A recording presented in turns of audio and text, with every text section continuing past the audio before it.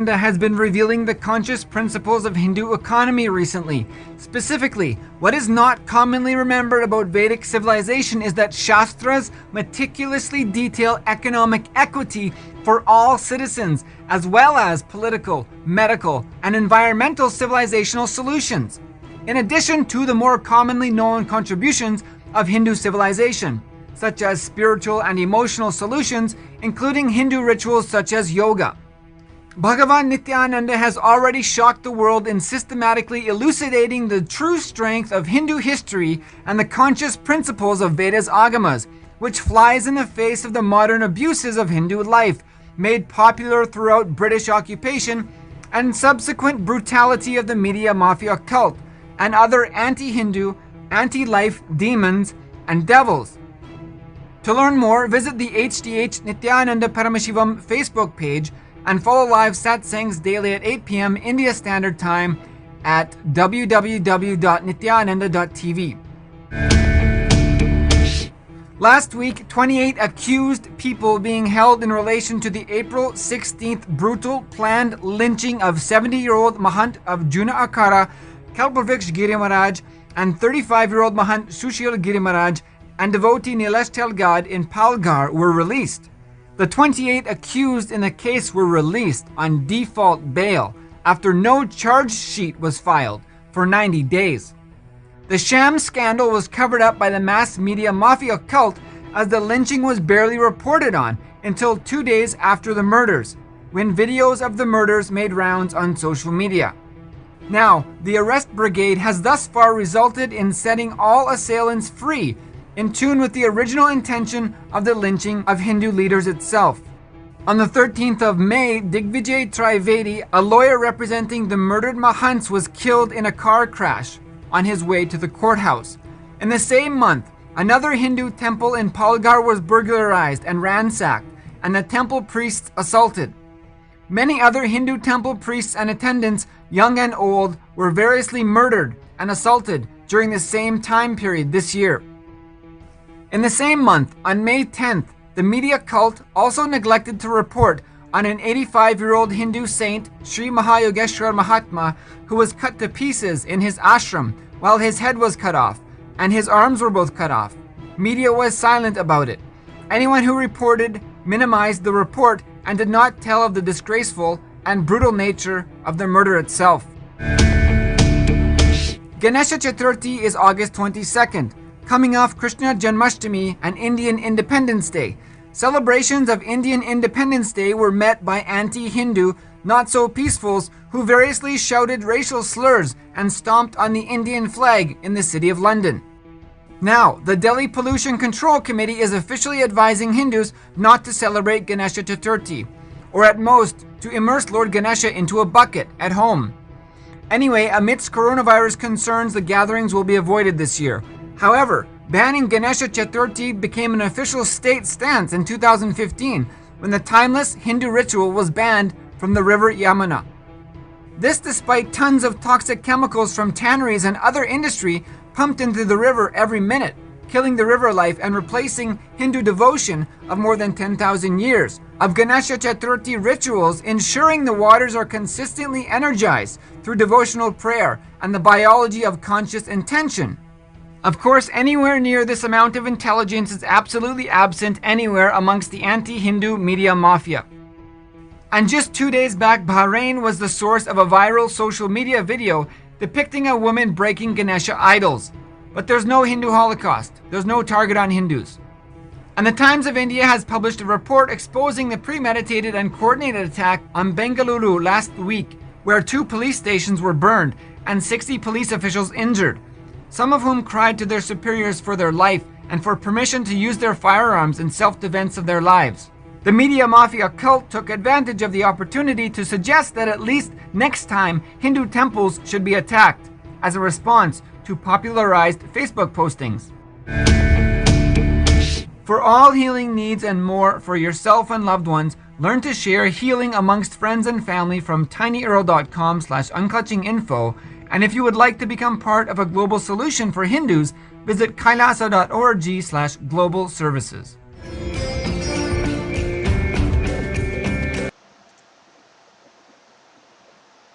Nithyanandam Paramasukadam Kevalam Jnanamurtim Dvandvatitam Gaganasadrisham Tattvamasyadilaksham Ekam Nityam Vimalachalam Sarvati Sakshibhutam Bhavatitam Trigunarahitam Sadgurum Tam Namami.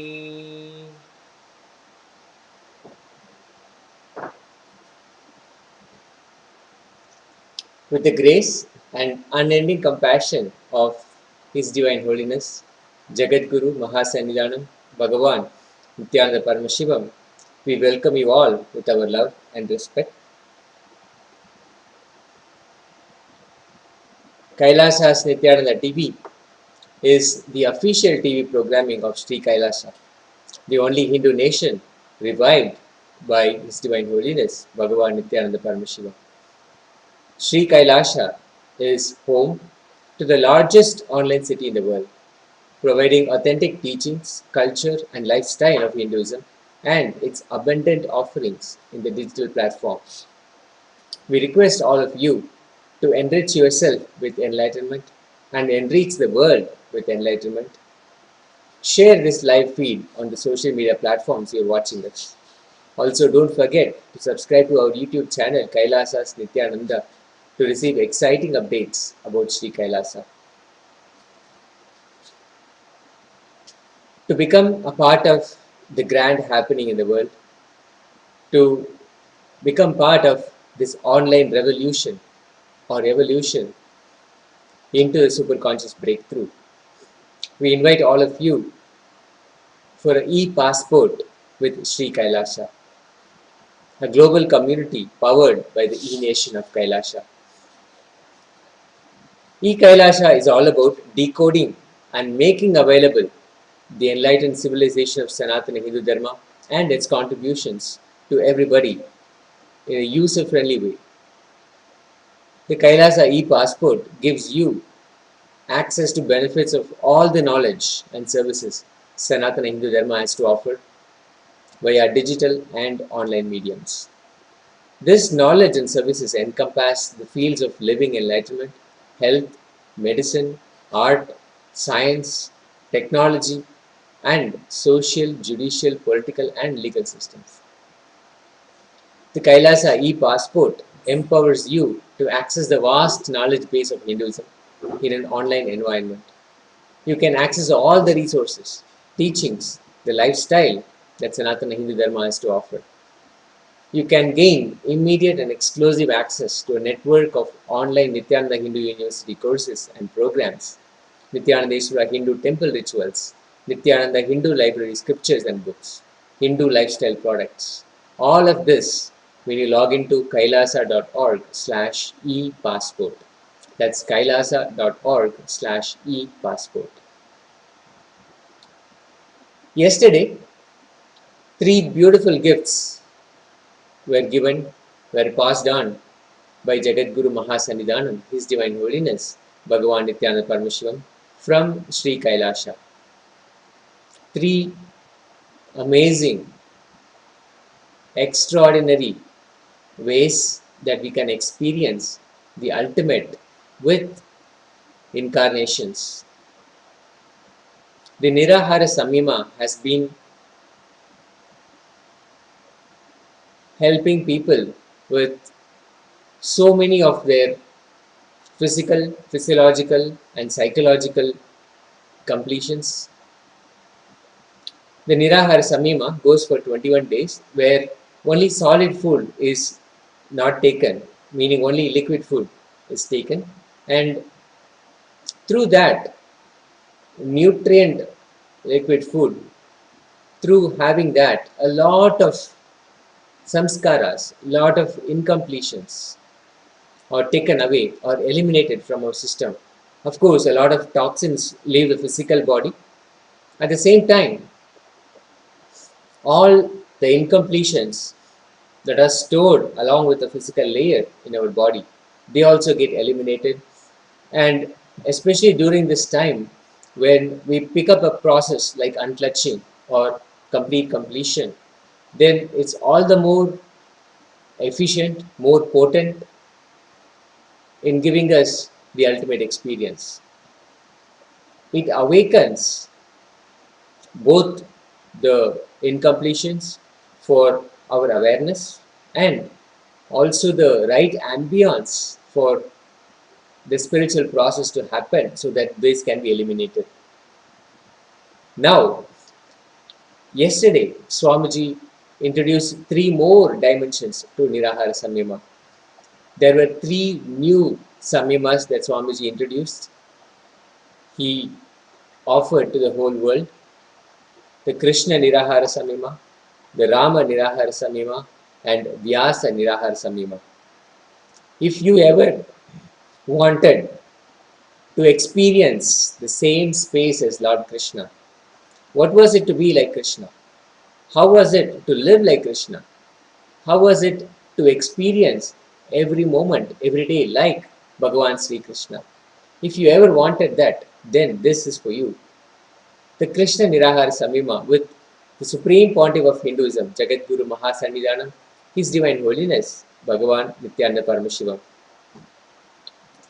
The Shastra Pramana says, cow's butter is beneficial to health, increases luster, increases bodily agni, reduces vata, pitta and blood, removes piles problems, paralysis of the muscles on one side of the face and neck.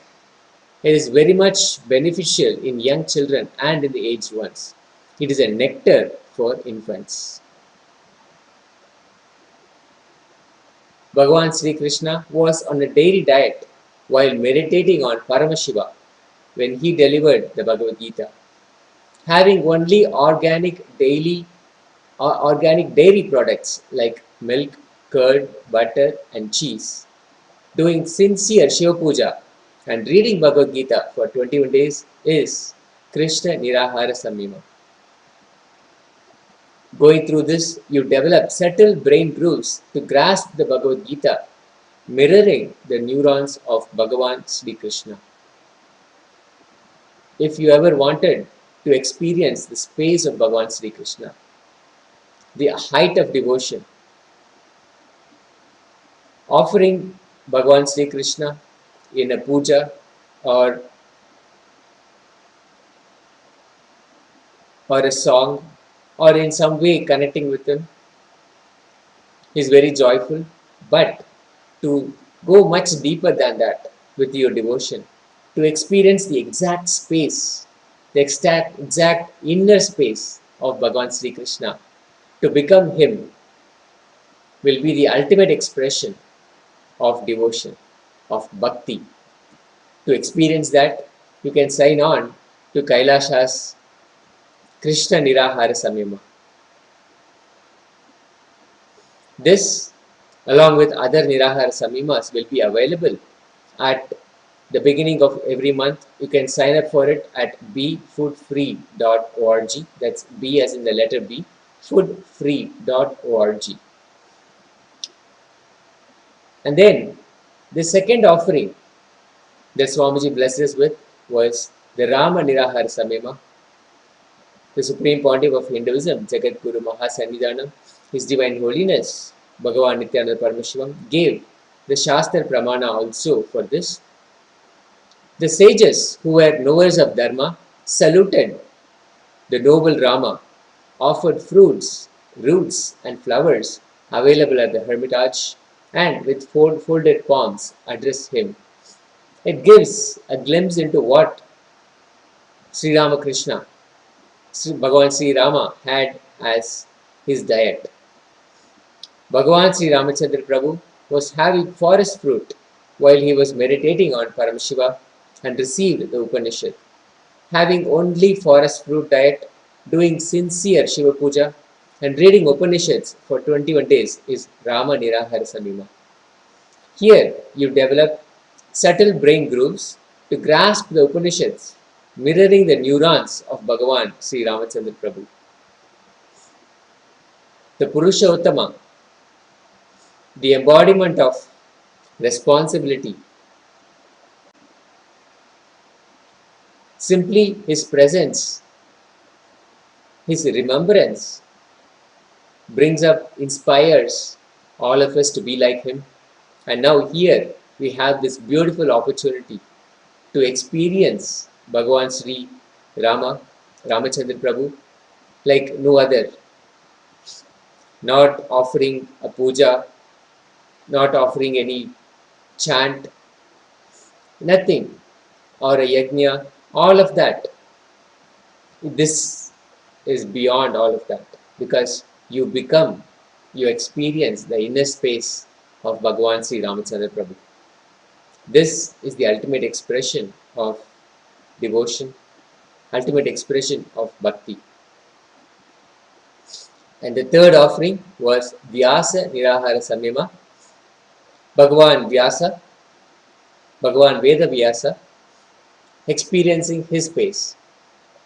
The Jagat Guru Mahasannidhanam, the Supreme Pontiff of Hinduism, His Divine Holiness Bhagavan Nithyananda Paramashivam gave the Shastra Pramana for this as well. Time, fire, action, soil, air, mind, knowledge, penance, water, reliving, and nirahara. All of these are means for purification.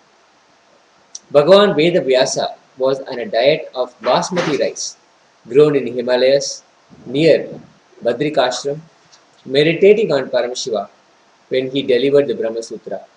Having only organic basmati rice grown in Himalayas, doing Trikala Sandhya and Agnihotram for 21 days is Vyasa Nirahara Samyama. By following this, you develop subtle brain grooves to grasp the Brahma Sutra, mirroring the neurons of Bhagavan Vedavyasa. Not only to experience the truth given in the Brahma Sutras, but to live and experience, to become as the inner space of Bhagavan Vedavyasa. Again, an ultimate form of devotion and knowledge. These three were the amazing spiritual gifts that Bhagavan, His Divine Holiness, Nithyananda Paramashivam gave last night for the whole of humanity, for us all to experience the inner space of an incarnation. What will it be to become Bhagavan Sri Ramachandra Prabhu? What will it be to experience the inner space of Bhagavan Sri Krishna? What will it be to intercept, to understand, to imbibe the inner space of Bhagavan Vedavyasa? Now we don't have to wonder anymore. 21 days by following these samyamas, one pointed focus with complete devotion and putting all our energies aligned into this process makes it happen for all of us. This during the Pralaya is probably the greatest gift, one of the greatest gifts that Swamiji has given us. To learn more and to join, you can log on to befoodfree.org. That's B as in the letter B and foodfree.org.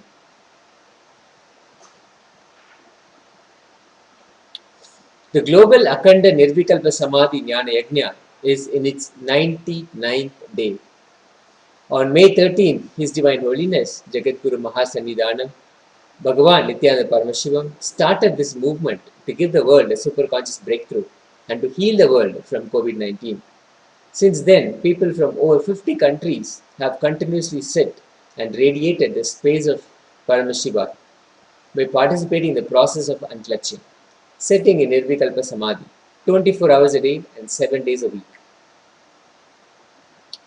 On the 99th day, 222 people sessions from 2 languages and 50 countries contributed to 13,320 minutes for peace as part of this initiative. Free introductory meditation classes are also available and no prior experience is necessary for you to join. So log on to kailasa.tv/minutes for peace and join the Minutes for Peace movement.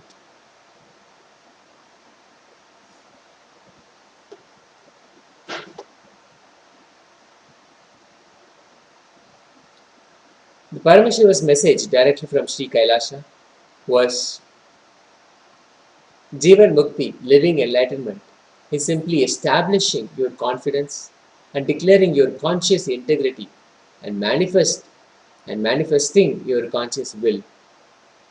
Conscious intention, Satya Sankalpa on cosmic principles.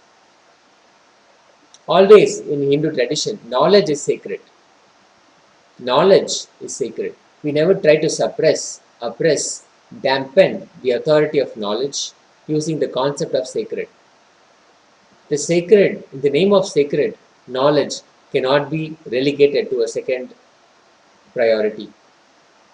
The concept of sacred is used only to strengthen your intensity of seeking, your intention to gain more and more knowledge. Atato Brahma Jignasa. Let us now inquire into the ultimate reality, ultimate existence.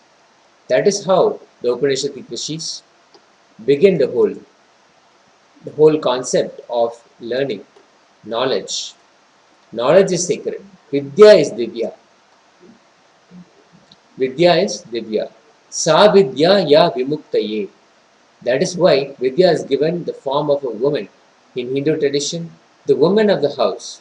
Her decision, her will persistence makes the whole family flow in the direction of enlightenment.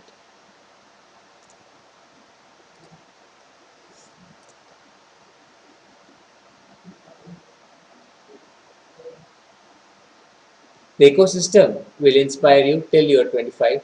After you cross 25, you should become the strength for the ecosystem. That is life. You can't go on expecting that the ecosystem should treat you cutely and that it should be strength and support for you. First 25 years, yes, that will happen. But after that, we are far more mentally, psychologically, informatively more mature than the average person. So for even 25 years is not needed. By the time we are maybe 18 or even 16, we can claim so much freedom, power, and authority due to the society structure. But at the same time, we don't take the responsibility. So Bhagavan, His Divine Holiness, Nithyananda Paramashivam, made a claim, made a request. All Hindu kids claiming so much of freedom and throwing tantrum without taking responsibility. You're destroying Hinduism and the living enlightenment tradition. By 16 or 18, all Hindu kids should start supporting the ecosystem of enlightenment. You can't be anymore just taking away from the ecosystem. Be a load on it, throwing all your tantrums and expecting you to be treated cutely. The moment you turn 18, you should become ferocious with yourself and learn to be support for the ecosystem. Dharmo rakshati rakshitaha. When you support and protect Dharma, Dharma protects and supports you. This is a call for all the youngsters, all the youth, all the Hindu youth who are aged 16 to 18 to take up responsibility for this enlightenment ecosystem. Because if not then, who will? If not now, when? At age 18, Swamiji took the responsibility. He took the responsibility for the whole of humanity and he traveled back and forth the whole entire breadth and length of Bharat. He traveled on foot, taking that responsibility to ensure that the ecosystem that him, made him possible, made an incarnation possible, is kept alive. And now, even now, tirelessly working and making it happen. The ecosystem of Tiruvannamalai, done right, is Kailasha.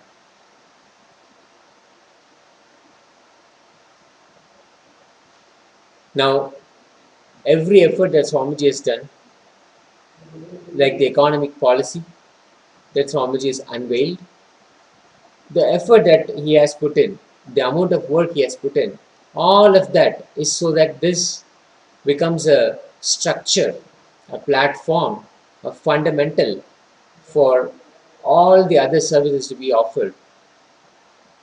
Basically, the entire ecosystem needs a support structure, and he is building that through Kailasha, through the Kailasha, the greatest and only Hindu nation in the world. How the whole backbone was Gurukul system of the entire Hinduism, and how it was completely systematically destroyed. Now it has to be built from the ground up, and that's exactly the responsibility that Swamiji has taken upon himself to build Kailasha. The Kailasha nation becomes the backbone of Hinduism. Anything and everything supported, revived. And Swamiji was very clear, he is not a reformist and he is a revivalist. Reviving all the older traditions, the ancient traditions, ensuring that they are not lost. Not even one tradition that was followed in all the Divya Deshams. There were so many of them, there were close to 59 of them that were practicing, living enlightenment. But now they are reduced. In fact, not even reduced, they are not even available, they are not even, they are actually extinct. The Hindu state has become extinct. It's no more. So Swamiji was very clear, at a remote place, wherever Swamiji will sit and he will revive the same ecosystem, the Kailasa nation, just so that it is not lost. The backbone of Hinduism is retained and nurtured and cared for.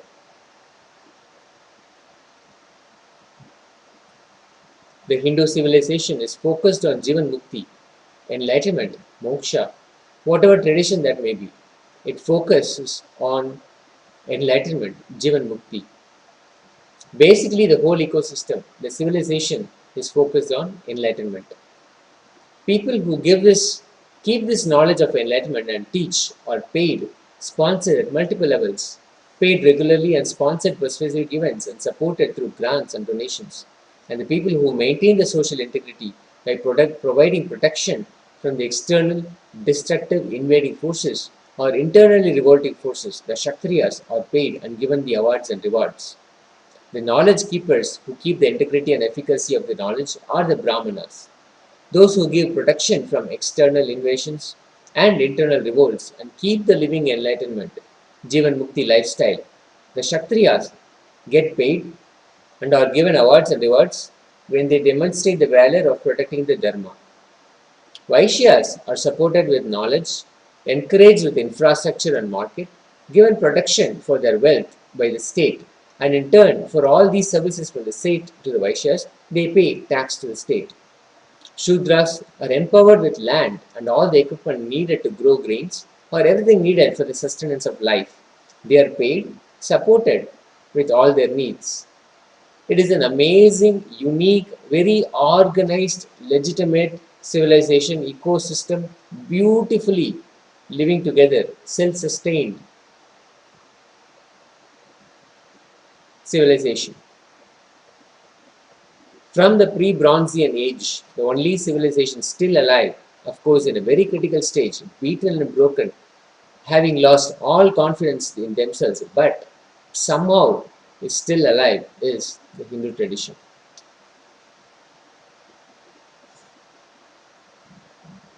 So Swamiji says very clearly, the only civilization that is alive, even though it is broken and beaten, is the Hindu tradition. And all his efforts with Kailasha are just to revive, to ensure that this is not lost for the generations to come. This will be sustained and make sure that this will be available for all of us.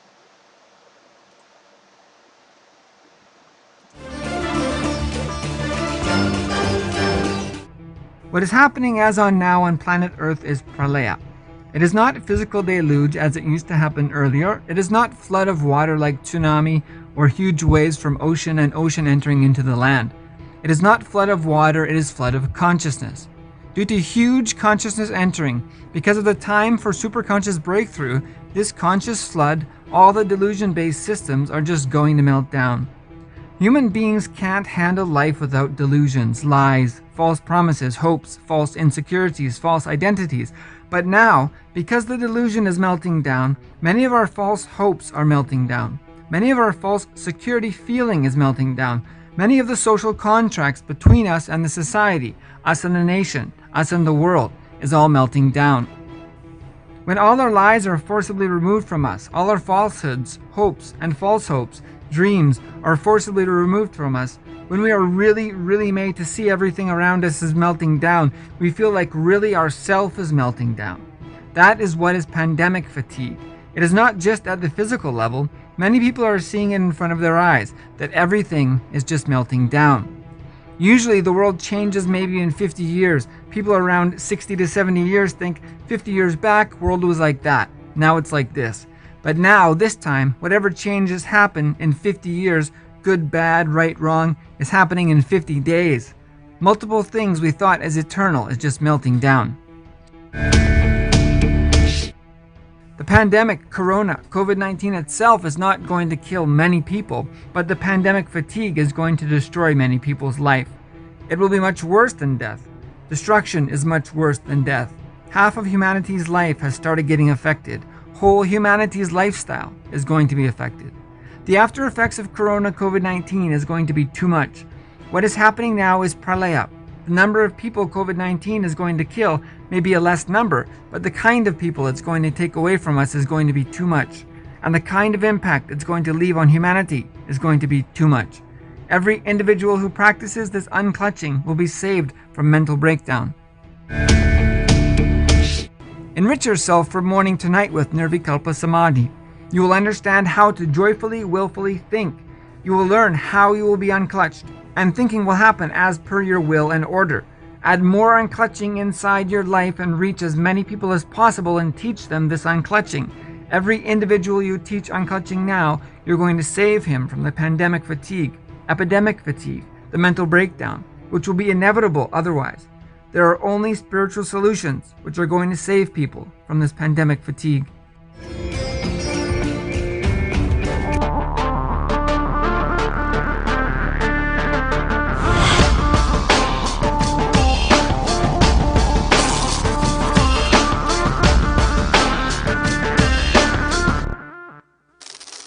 The brain is the organ which controls our whole physical being. Once our brain has been imbalanced, it will then transmit that imbalance throughout the whole body. Thought forms are pure energy that have the ability to influence people and everyday events in life. According to science, our brains generate an electromagnetic field which may be measured by such instruments as an encephalograph. This electromagnetic field is generated by the brain every time we think, and as our mind is never still, we may be compared to perpetual power generators. Fear produces nervous disorders. Anger produces headaches and violence. Confused thoughts produce congestion and ill health. Depression causes cancer, tumors, mental diseases, and lowering of the immune system, causing death through own willpower.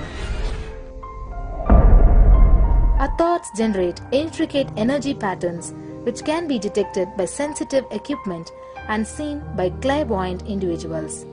These energy patterns are known as thought forms. Surprisingly, thought forms are shaped by the thoughts themselves.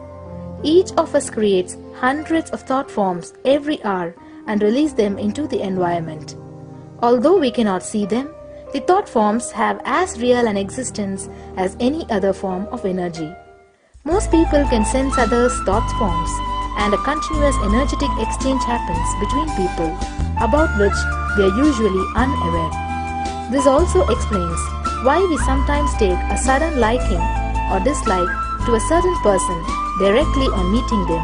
We just catch their vibes. Unclutching is a guide for equanimity and enlightenment. Thoughts are like bubbles in a fish tank. Just as bubbles in a fish tank rise from the bottom, our thoughts also rise in the same manner.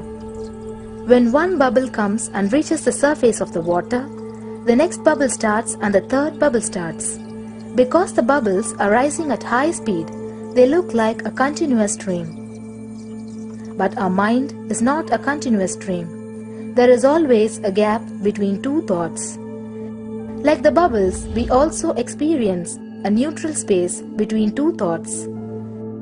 This neutral space between two thoughts is our original state, the pure silence. It is a state of pure consciousness, the state of God. Since the gap or the neutral space between two thoughts is too small, we think all thoughts are connected and form a shaft. But there is always a gap between two thoughts. In the forest of northern India,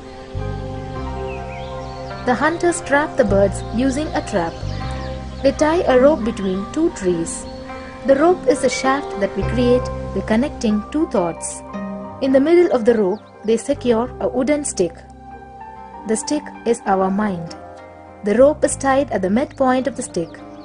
When a bird comes and sits on the stick, the bird's own weight turns the whole stick upside down. It turns topsy-turvy. The moment it turns upside down and loses its sense of balance, it feels totally shaken and tightens its grip on the stick. It simply holds onto the stick as if its life depends on it. Similarly, we connect thoughts and form a shaft out of it and live in the fear that if we drop our mind, we might be lost. We might lose our identity. Because it is hanging upside down, it thinks, if I unclutch from this stick, I will fall and die. Is similar to the fear that if we start trusting that we are unconnected, unclutched, independent and illogical thoughts, we might be lost. If the bird lets go and relaxes, it may flutter to balance for a moment or two. When it leaves the stick, maybe for a few seconds it will fall, but then it will adjust itself and start flying.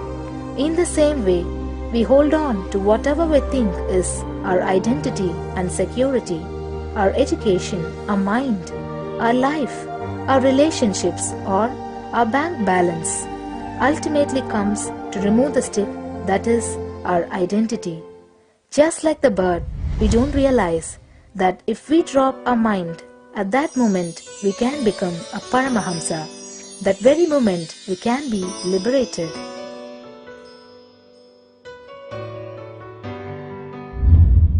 In Mundaka Upanishad, there is a story which explains, there is a huge tall tree and in the tallest branch of the tree, there is a golden bird sitting unclutched from everything in bliss like Dakshinamurti. In the lower level branch, there is a small bird which jumps from here and there to various branches eating fruits. When it eats a bitter fruit, it feels bad. Whenever she eats the bitter fruit, she sees the bird which is looking above silently like Dakshinamurti and feels why I should not be like that bird. But unfortunately, when the same bird, when it eats tasty fruit, it forgets the bird sitting above it. In the same way, she keeps battling between branches, eating bitter and tasty fruits again and again. One day, as a small bird flies up higher, and as it reaches near the golden bird, it realized that he and she are the same. There is no difference between them both and realizes her original state. The small bird realizes that she also can be in the same state of the golden bird and become a Paramahamsa. This moment, trust yourself. Don't bother about losing your identity. Just trust yourself and let go of your identity. You will immediately become a Paramahamsa and be liberated. All you need to do is to trust that you're unclutched. Dropping the conclusions you can't be transformed is unclutching.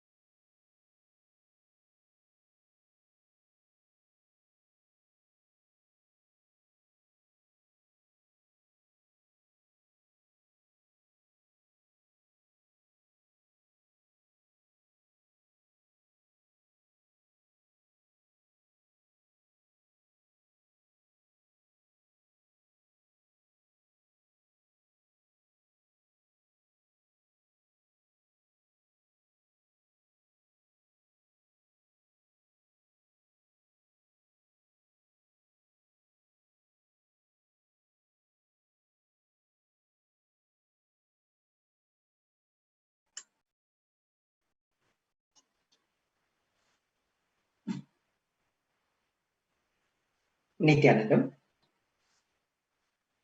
with the grace of His Divine Holiness, Bhagavan Shri Nithyananda Paramashivam, we welcome you all with love and respect. Bhagavan Shri Nithyananda Paramashivam, every day he graces us and blessing each one of us every day during this satsang time. And one of the recent satsang, Bhagavan gave the very, very important message for the whole planet here, for the whole humanity. This is very, very important at this point of time. What he says in this message, Paramashiva's message directly from Kailasa is, he said, what is happening as on now is pralaya. It's not physical deluge like before. Physical deluge means there is a huge flood of water, cyclone, all those things only we used to think. Now, it's not a flood of water. It's a flood of consciousness. Because it's a time for superconscious breakthrough, huge flood of consciousness is coming. Due to this flood of consciousness, all the delusion-based systems are melting down. Many of your false identities, many of your false hopes, many of your false security feelings, and many of your social contracts between you and the society, between you and the world, are all melting down. When all your lies forcibly removed from you, when all your falsehood forcibly removed from you, when all your hopes forcibly removed from you, when all your dreams forcibly removed from you, you are really, really made to see everything around you is melting down. And literally, you see that you are melting down. This pandemic fatigue is not just physical level. This pandemic fatigue is not at all the physical level. Swamiji is insisting on this point. Now, the humanity is literally facing this pralaya, and this, the huge flood of consciousness is happening. There are multiple things which you really thought it is eternal. We may be thinking that that is permanent, so nothing is going to happen even for your physical body or your physical properties and belongings. So you may be thinking that it is permanent and it is eternal. Now, all those things, whatever the delusion-based things, all are melting down. So because of this, the human beings are going to face the pandemic fatigue and the mental depression. The mental breakdown will happen.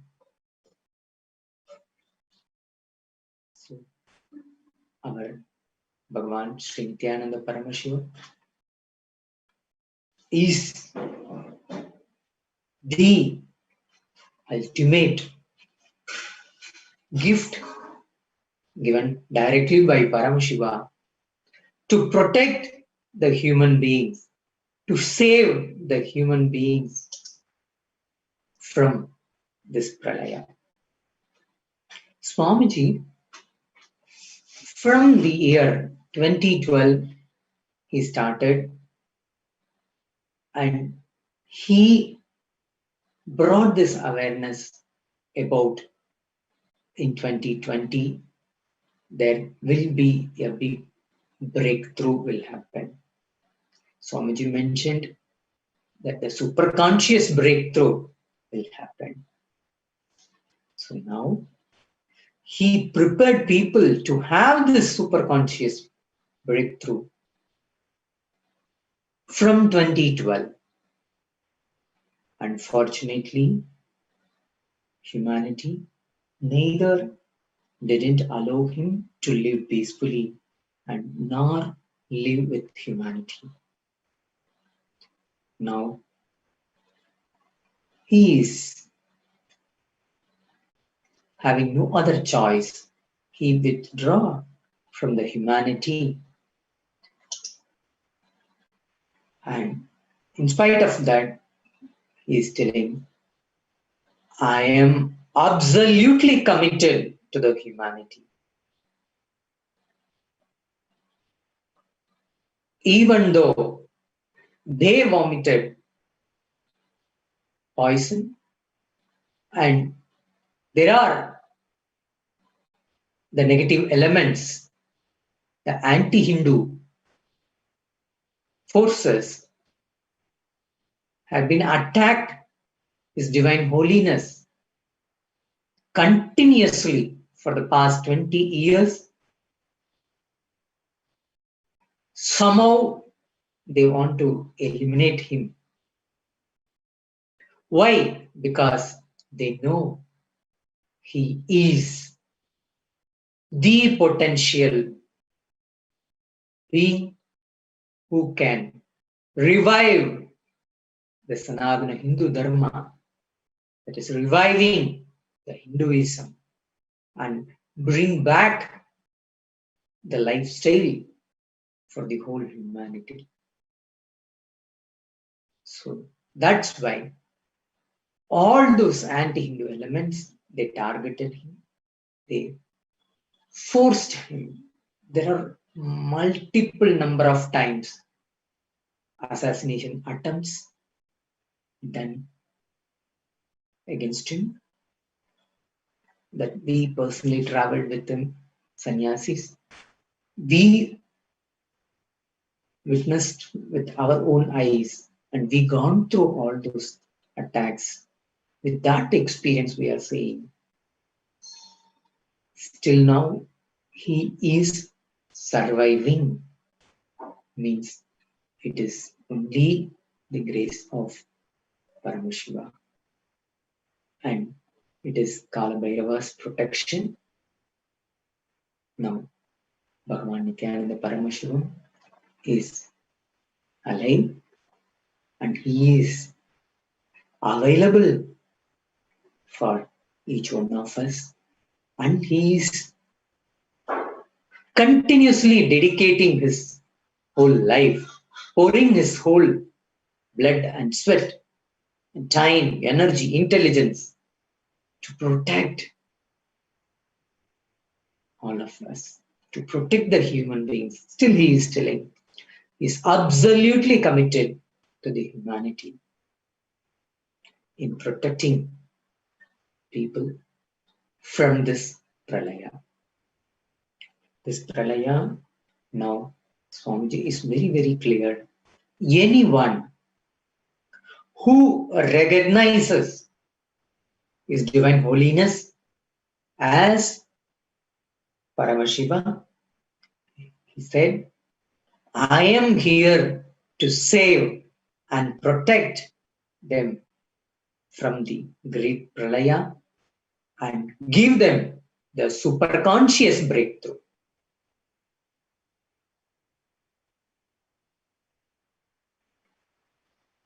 Actually, Swamiji himself is announced in the public satsang on December 2012.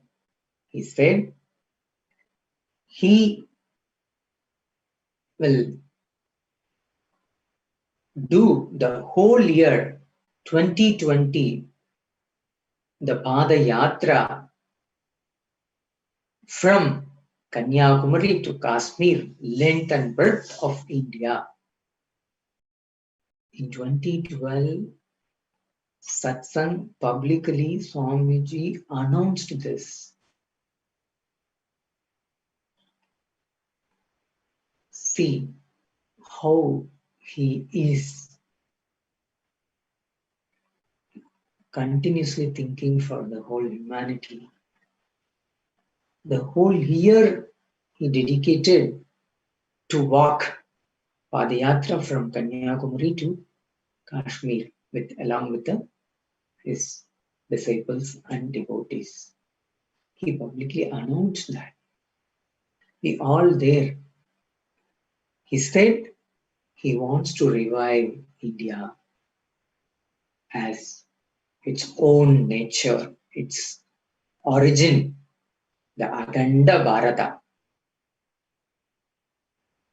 We all know that Hinduism is the religion and it is having 56 nations. Now, not even a single nation there living Hinduism as their life. Swamiji, he announced in the 2012 satsang saying he will do Padayatra from Kanyakumari and then to each and every places he will walk and enrich the people.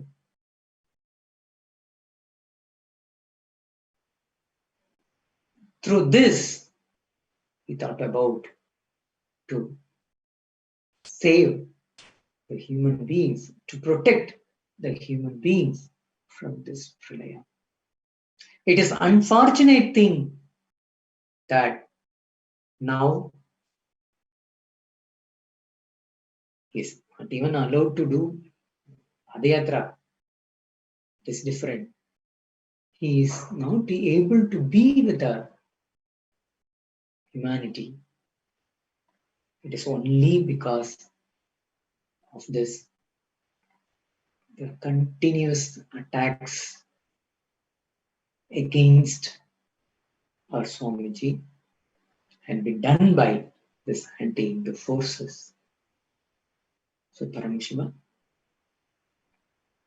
with his grace, Swamiji is alive now and he is available every day and now to protect humanity from this great pralaya. Swamiji further, he said to all his disciples, have more and more nirvikalpa samadhi and more unclutching.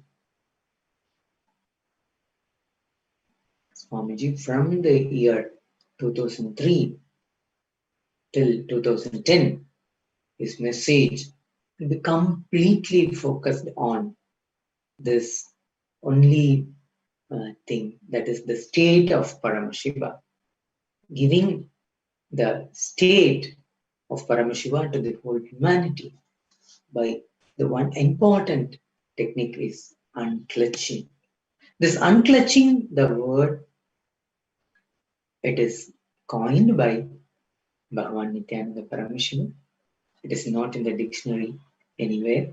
First time it's a direct gift from Bhagavan to all the human beings.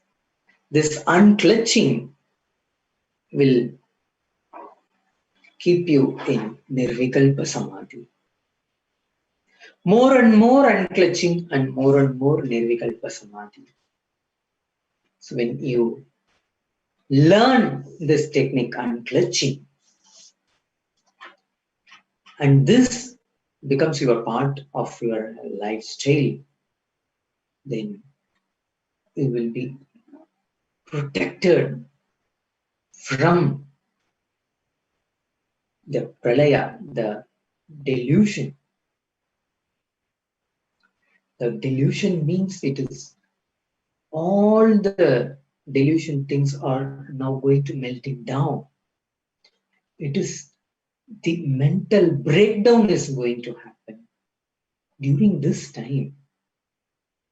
The only astra, that is the technique to save you, is to come out from the delusion, is the technique. Bhagavan blessed us with it, is unclutching. This always I had seen him, even in our Sangha. We went through lots of ups and downs in our life. As a mission, we all know that Swamiji had been continuously persecuted by this anti-Hindu elements. During all these times, Swamiji survived, withstood, and then he proved that he is the embodiment, he is the incarnation of Paramashivoham. He's not been touched by any of this destruction or any of these attacks. He used this unclutching, is the technique, astra. Swamiji always 24/7 is in the state of unclutching. We all know that incarnation doesn't have any mind. There is always no mind state for them. So Swamiji used to tell this. So in every other time or at any other situation, you be in unclutching state will definitely protect you and will save you. So Swamiji instructed all our disciples to enrich more and more people about unclutching. As many number as possible. Teach this unclutching to the people. Even if you teach one person this unclutching technique, means you are saving one life during this prayer. So Swamiji keeps telling, you are going to save them from the pandemic fatigue. That is the mental breakdown. This pandemic itself is not going to kill many people. As Swamiji said, this COVID-19, directly the number of people going to kill is less number. But the kind of impact create on the human beings, it is too much. Swamiji said, because of this corona, the number of people going to be killed may be less, but the whole humanity lifestyle is getting affected. The whole human beings livelihood is getting affected.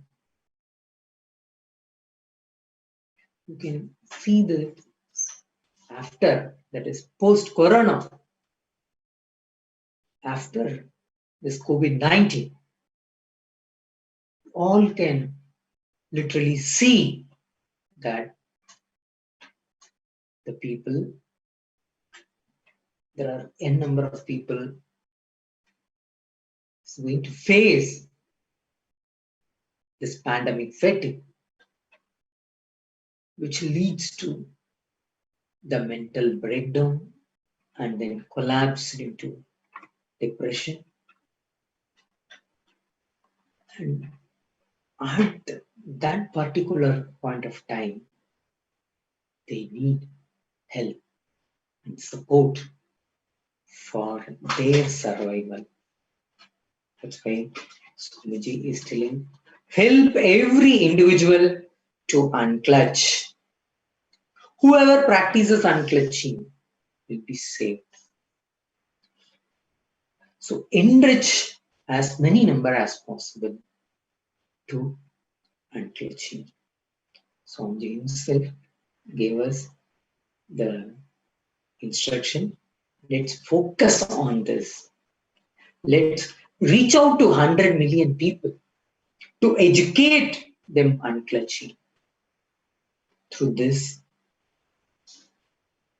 we'll stop people having mental breakdown, collapse in depression, and pandemic fatigue. And Swamiji is here to give them the superconscious breakthrough to all of us. And this is a time to have this as a gift from Bhagavan Nithyananda Paramashivam, to have the superconscious breakthrough and bring back our enlightened civilization to the whole planet Earth. So Swamiji keeps on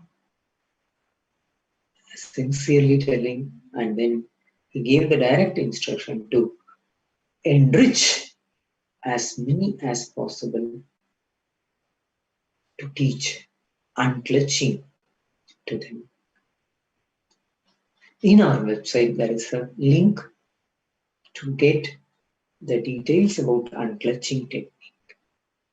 The unclutching is the ultimate technique, and it is very, very simple to live. You can learn, and then you can also subscribe to our YouTube channels, and you can communicate with us, and we are here for all the support to be providing to you. So, as Bhagavan Nithyananda Paramashivam instructed, the disciples started this enriching activity. So Swamiji gave the other techniques, practicing unclutching, and then oneness, this feeling, connection with the divine. And then Swamiji added further ajapa japa, that is chanting the Mahavakya Om Nithyananda Paramashivoham. Then yoga, and then puja. So every day doing all these things, and then be in a vegetarian diet, and then having the Niragara Samyama as a practice in their life. All those things Swamiji is teaching each and every one of us, and offering that as a gift to the whole humanity for us to protect from this great pralaya. Again, I'll repeat. First one, the foremost thing is practicing unclutching. This practicing unclutching is the technique Swamiji given to us, and then be in oneness, and then now ajapa japa, chanting the Mahavakya Om Nithyananda Paramashivoham, and practicing yoga, and practicing puja, and feeling connection. Consciously decide to be in the feeling connection always. So every day you can make all these things as a part of your life and enrich yourself and enrich the whole world with this.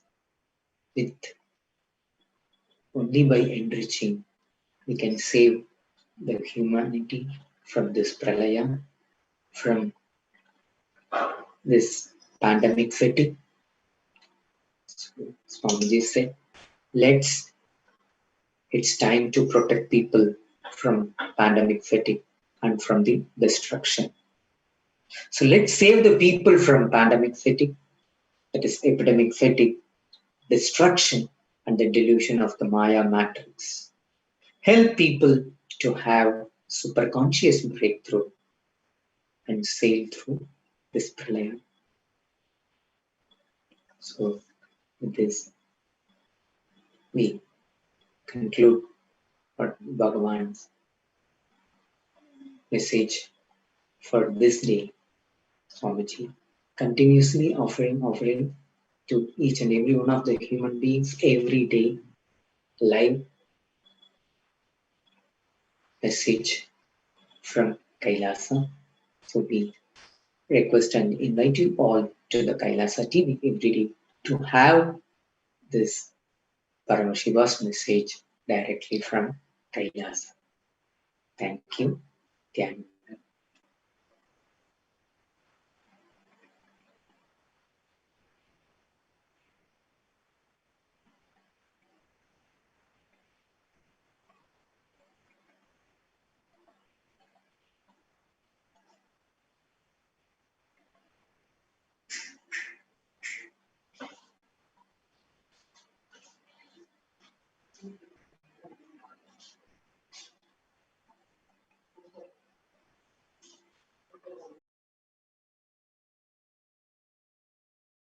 Were met by anti-Hindu, not-so-peacefuls who variously shouted racial slurs and stomped on the Indian flag in the City of London. Now, the Delhi Pollution Control Committee is officially advising Hindus not to celebrate Ganesha Chaturthi, or at most, to immerse Lord Ganesha into a bucket at home. Anyway, amidst coronavirus concerns, the gatherings will be avoided this year.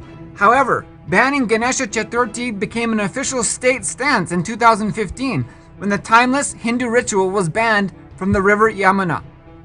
This despite tons of toxic chemicals from tanneries and other industry pumped into the river every minute, killing the river life and replacing Hindu devotion of more than 10,000 years, of Ganesha Chaturthi rituals ensuring the waters are consistently energized through devotional prayer and the biology of conscious intention. Of course, anywhere near this amount of intelligence is absolutely absent anywhere amongst the anti-Hindu media mafia. And just 2 days back, Bahrain was the source of a viral social media video depicting a woman breaking Ganesha idols. But there's no Hindu Holocaust. There's no target on Hindus. And the Times of India has published a report exposing the premeditated and coordinated attack on Bengaluru last week, where 2 police stations were burned and 60 police officials injured, some of whom cried to their superiors for their life and for permission to use their firearms in self-defense of their lives. The media mafia cult took advantage of the opportunity to suggest that at least next time Hindu temples should be attacked, as a response to popularized Facebook postings. For all healing needs and more for yourself and loved ones, learn to share healing amongst friends and family from tinyurl.com/unclutchinginfo. And if you would like to become part of a global solution for Hindus, visit kailasa.org/global services.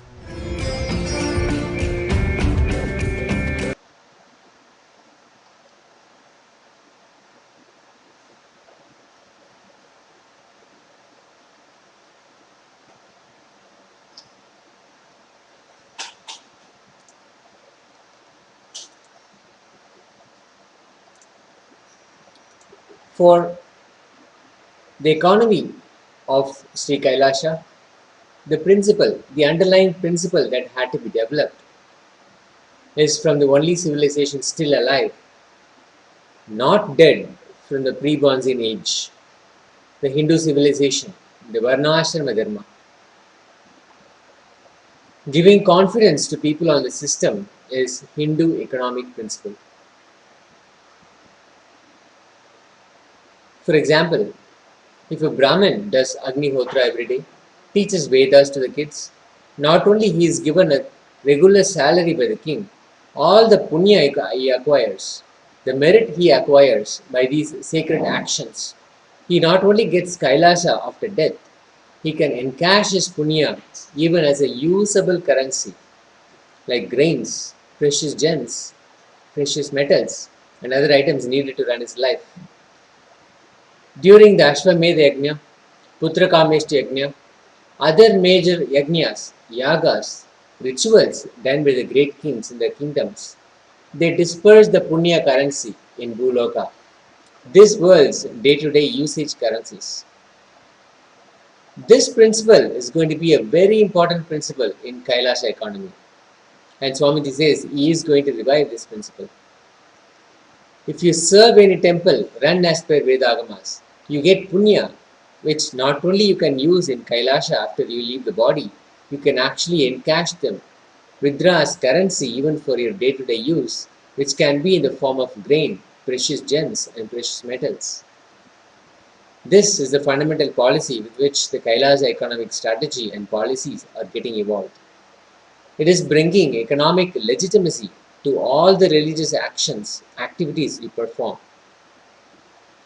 If you go around Arunachala, Arunachala Purana describes that you get certain punya with which you can achieve and enjoy Kailasha.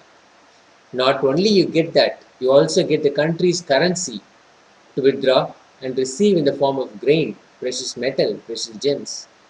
The ritual happening where all the disbursement happens is the yaga, yajna, conducted by the kings in those days. This was the living economy of Hindu tradition, Hindu samsthanas and Hindu kingdoms. And this is exactly the economy that Jagat Guru Mahasannidhanam, His Divine Holiness, Bhagavan Nithyananda Paramashivam, is reviving in the nation of Sri Kailasha.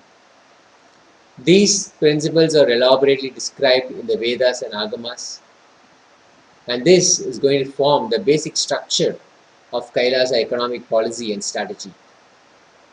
Everyone is supported, no one feels insecure to manipulate or exploit the economy. That is the most beautiful structure of Hindu economy. It is such a tremendous, deep confidence building system, and so much of security was given.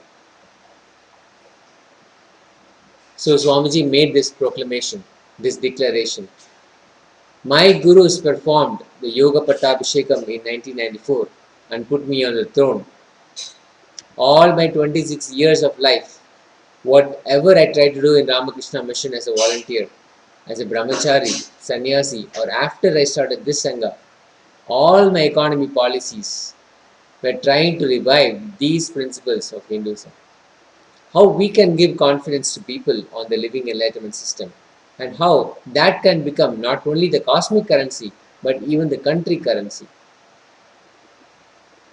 I was trying various trial and error methods, Swamiji says, but I tell you very confidently with the grace of Paramashiva, I am successful in coming to a very balanced and clear policy and principle which will intensely give confidence and secured feeling to the people so that they will be part of this whole Dharmo Rakshati Rakshitaha, protecting Dharma and letting Dharma protect us, empowering and protecting Dharma so that it becomes a living energy to protect us.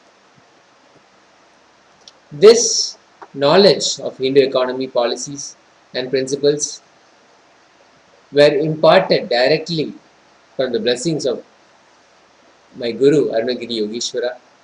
I then learnt the history how it should be used to be a living reality, the practical application from the 230th Guru Mahasannidhanam of Tonde Mandaladinam, Sri Jnana Prakasha Desika Paramacharya Swamigal, and Swamiji made sure that this is put on record. Forever, he should be remembered as reviver of Hindu economic policies and principles. Swamiji received direct guidance on how the samsthanas received tax and how they distributed salaries, gifts, awards and rewards. For example, when a Brahmana performs something great, when he is a high achiever, he is supported and gifted with some things which strengthen his lifetime. Same way, when a Kshatriya performs something great and becomes a high achiever, he is gifted some things which supports and strengthens his valor and lifestyle, what is expected from him for a successful society. He gets glory, name and fame, and women decide to marry him. He is glorified in such a way that the society is so enamored by his glory and valor. Same way a Vaishya, when he achieves something, the glorification done is different. The glorification done to him supports him in his profession to achieve more success. A great, amazing, beautiful society was kept alive with the principle of enlightenment. It is with extreme integrity, Swamiji said, that a great possibility for human society is tested, tried, actually succeeded, and getting revived. Swamiji is also very clear. I am not a reformer, I am a reviver. In Hindu tradition, there are two layers in the economic principle. One is the currency. Technically, the currency concept, if I translate in Sanskrit, it means grain-based currency, which just by possessing or owning has its own utility value. There is no concept of currency as we know it now. Just owning that itself adds value. It is not the paper-based, promissory note-based economy that we follow right now. Whether it is grains or precious metals, gems by its own existence, it has a value, and no other body, such as the, the governor's body, the Reserve Bank, is not needed to establish its value. By you owning and the way it is used and demanded by the healthy society, by the simple existence, it has value. Second, the regulatory body always ensured that the principle of enlightenment was kept alive in all the regulatory principles. How and why gold should be considered as a precious metal. How and why, what gems will be considered as precious. All of that is simply laid out. The whole regulating mechanism was enlightenment centric. The king, Rajaraja, built huge temples. It is not that he built only the Tanjore temple, he built a large number of temples. Krishnadevaraya, he built a large number of temples. All great known kings of Hinduism, whether Cambodia or Somnath, Chidambaram or Tanjore or Nepal or Jagannath or Sri Lanka, anywhere where Hindu civilization was prevalent, it was all temple centric and temple based because that was the source of our knowledge, economic principles, systems, and strategies. Temple building and sustenance was the most beautiful method to keep the economy current. Currency has value as long as the current is kept alive. The current is kept alive to keep the value of the currency through this large sized temple building and running. The concept of common debt is the story of Venkateshwara borrowing money from Kubera for his marriage and still repaying the loan. It is most beautiful if you understand the story. You will understand the concept of common debt. You will understand how beautifully, dharmically, the modern day concept of common debt is expressed in this story of Venkateshwara. The glory of the temple of the capital of Hindu kingdoms was actually the way they attracted citizens from all over the world and the way they kept their citizens integrated, inspired, and motivated to the kingdom. Now, Lord Venkateshwara, he has Devi Meenakshi, Devi Mahalakshmi in his own heart, by his side all times. And she is the embodiment of wealth and abundance. And he can obviously settle any debt by very simple means, but he is keeping the debt alive just to ensure that the currency is kept alive, just to ensure the economy is kept alive, the economy is kept current, the flow happens so beautifully. Just that simple story, history, depicts how the basis of Hindu economy is all about keeping it current, keeping the currency flowing. Amazing spiritual enlightenment based patriotism, enlightenment based economy, enlightenment based nationalism, enlightenment based integrity, all of that. Even when you have mood swings, confusions about your individual lifestyle and your individual balance sheet, it is not giving you confidence about life if your understanding about the common goal about the concept of the civilization. If that is alive, you will not become a traitor.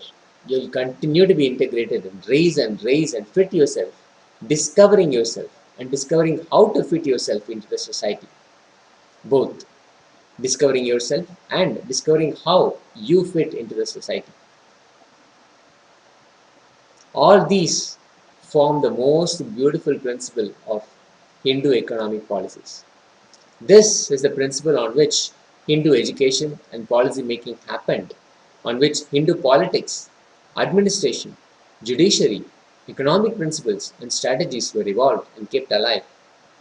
Hindu currency was kept current, alive through this mechanism. This mechanism used to be stirring to keep the Hindu currency current. Like how the economy releases these packages. The post-corona period, every government is trying to revive its economy through various plans, policies, grants. Every year, the Hindu kingdoms used to conduct the rituals, festivals to trigger and revive the economy, to keep its currency current. Sometimes people are made to support the common pool, and sometimes the pool is taken out and shared with the people. But it was all done in a very dharmic way to keep the signs of living enlightenment. Whether you are taxed or given grants, everything was based on Jivan Mukti. Moksha based Artha, Moksha centric Artha.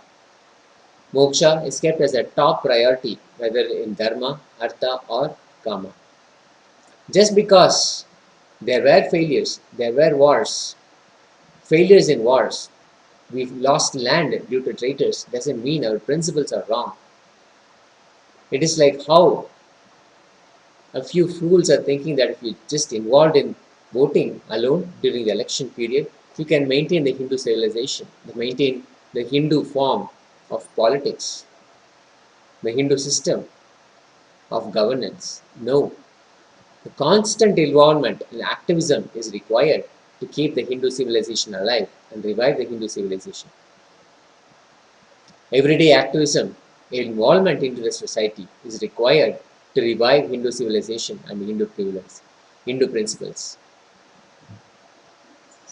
Swamiji made this declaration, I will keep this truth alive in one corner of the world in the form of Kailasa. Kailasa is the seed bank of Hinduism. It is just like how Manu built a ship and kept all the best seeds alive to revive the post-deluge, post-pralaya world. Same way, I am building Kailasa and keeping all the seeds to keep all the best things of Hinduism to revive the post-pralaya. All the sacred texts, the scriptures, they are all collected and kept alive so that the scriptures can be brought alive. Each tradition, their sacred scriptures are all kept alive so that the post-pralaya period, they can all be brought back, they can all be revived. Not reformed, but revived. Sambhavami yuge yuge, Swamiji said, I'll come again and again and do this work. I've come for this work and I'll perform it and I will achieve it.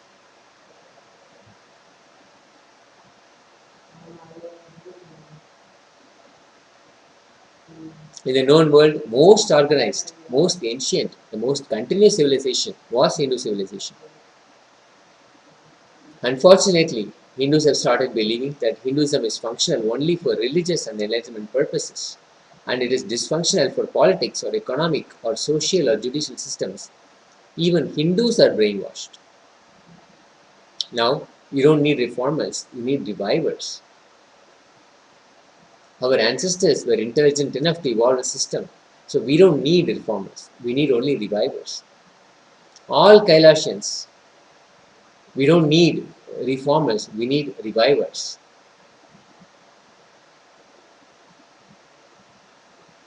We are strong enough, powerful enough principally.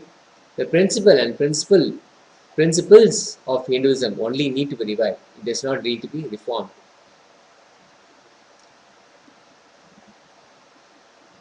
The concept of Dravya, Dana in Hinduism is clearly defined in the Amarakoshas. How the whole definition is the fundamental economic principle of Kailasha. All of that is being beautifully revived by Swamiji in the form of Kailasha, the economic policy of Kailasa.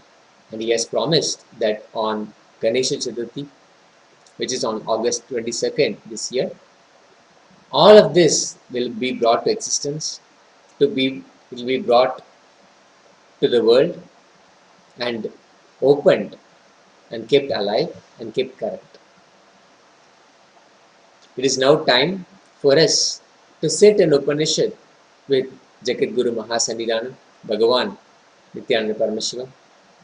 Enrich yourself with enlightenment and enrich the world with enlightenment. Spread this message, share this satsang on all the social media platforms you're watching us. Subscribe to our YouTube channel Kailasas Nithyananda and receive exciting updates about Sri Kailasa. Let's make a conscious decision to be in the space of deep listening with simple integrity that we are here, open and available to receive the revelations of Paramashiva. Let us sit in Vajrasana as much as possible. Let us sit in Padmasana rather as much as possible, as much as our body is willing to bend today at this moment. Sitting in Padmasana alone gives us the strength to imbibe the cosmic revelations from Paramashiva delivered by Jagat Guru Mahasannidhanam, His Divine Holiness, Bhagavan Nithyananda Paramashivam. Let us chant the Mahavakya and become available and become ready to receive Paramashiva's revelations. Om Nithyananda Paramashivoham. Om Nithyananda Paramashivoham.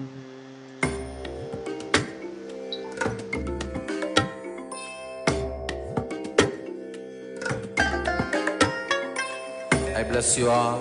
Let you all open all your three eyes and manifest the powers of Mahasadashiva. Om Nithyananda Paramashivoham. Om Nithyananda Paramashivoham. Om Nithyananda Paramashivoham.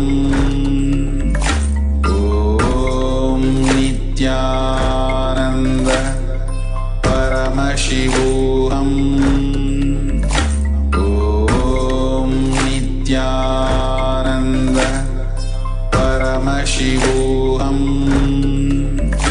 Om Nithyananda Paramashivoham. Om Nithyananda Paramashivoham. Om Nithyananda Paramashivoham.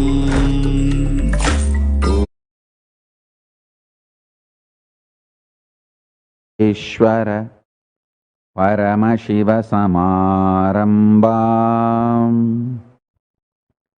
Nithyanandeshwari Parashakti Madhyamam Asmadacharya Paryantam Vande Guru Paramparam.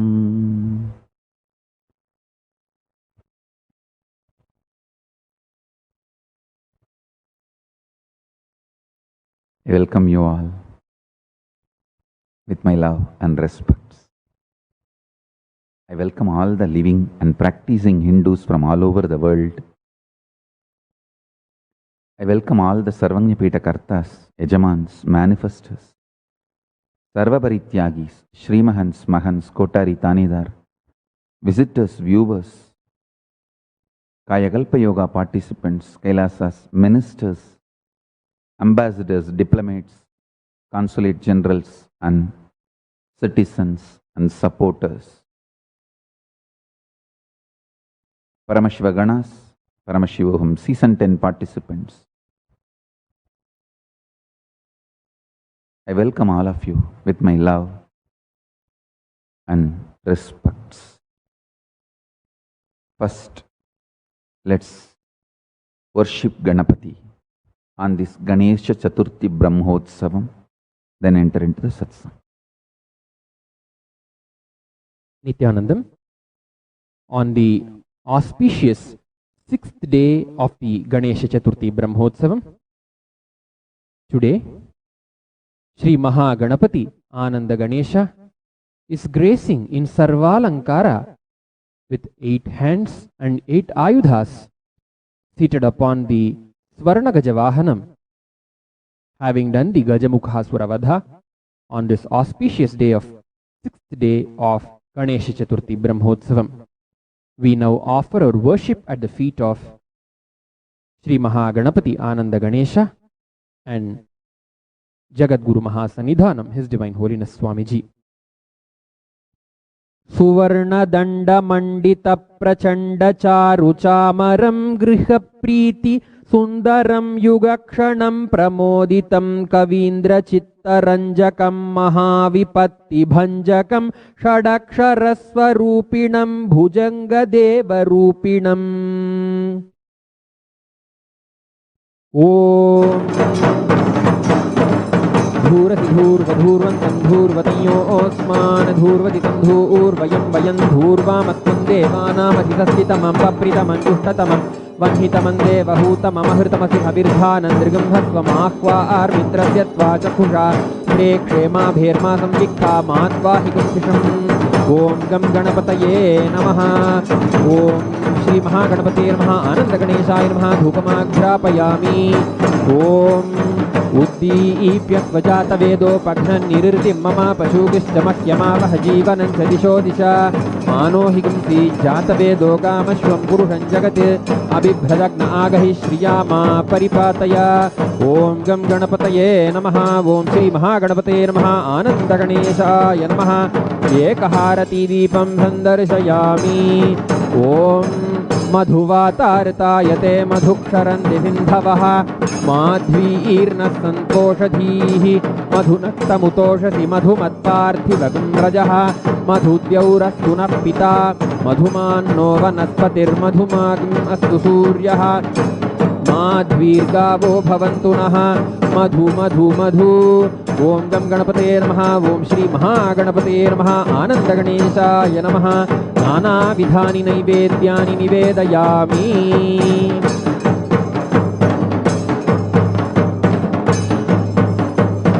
ॐ सर्वस्याप्त्यै सर्वस्य जित्यै सर्वमेव तेनाप्नोति सर्वं जयति। ॐ एकदन्ताय विद्महे वक्रतुण्डाय धीमहि तन्नो दन्तिः प्रचोदयात्। ॐ तत्पुरुषाय विद्महे वक्रतुण्डाय धीमहि तन्नो दन्तिः प्रचोदयात्। ॐ गं गणपतये नमः। ॐ श्री महागणपते नमः। आनन्दगणेशाय नमः। सर्वदेवदेवी स्वरूपाय भगवते श्री नित्यानंद परमशिवाय नमः। सर्वोपचार पूजार्थे सर्वापराधक्षमापनार्थे समस्तमङ्गलप्राप्त्यर्थे आनन्दकर्पूरनीराजनं सन्दर्शयामि। गजाननं भूतगणाधिसेवितं कपित्थजम्बूफलसारभक्षितम् उमासुतं शोकविनाशकारणं Namami विघ्नेश्वरपादपङ्कजम्।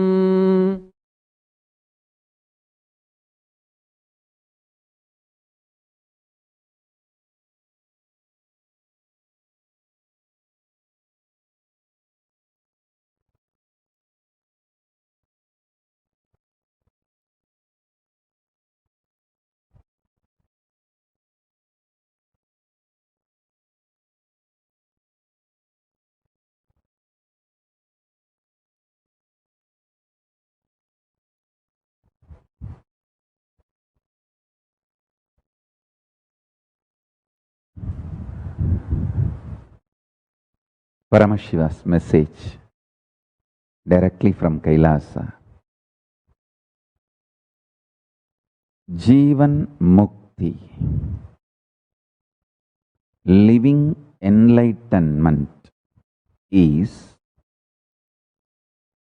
establishing your confidence and declaring your conscious integrity and manifesting your conscious intention, Satya Sankalpa, on cosmic principles. I'll repeat. Living enlightenment, Jivan Mukti, is establishing your confidence, declaring your conscious integrity, manifesting your conscious will, Satya Sankalpa,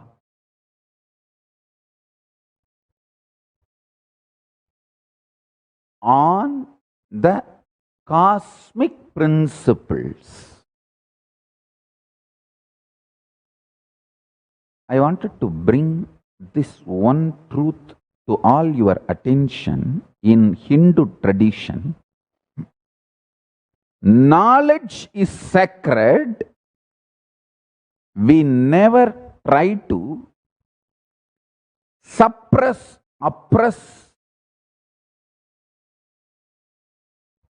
dampen the authority of the knowledge using the concept of sacred. The concept of sacred is used only to strengthen your intensity of seeking, your intention to gain more and more knowledge. Atato Brahma Jignasat. Let us inquire into the ultimate reality existence. Knowledge is sacred. Vidya is divya. We never used the principle called sacred to suppress, oppress exploration of knowledge. That is the beauty of the Vedic tradition. That is why we are so open for upgrading, amending, evolving ourselves. It's a living civilization. It was, it is, it will be. Sa vidya ya vimuktaye. That is why Vidya is given the form of woman in Hindu tradition, because the woman of the house, her decisions, her will persistence makes the whole family flow in the direction of enlightenment. I tell you, I have seen how silently, passively, non-aggressive way, with tremendous will, persistence and patience, my own mother led the whole family towards the direction of enlightenment, just because she is from that heritage. I don't think she even consciously planned. Just because she inherited the heritage, by keeping that heritage alive very passively. I tell you, I have never seen my mother shouting or fighting, screaming with my grandmother, means her mother-in-law, or my father, her husband, or anybody in the family. Please understand.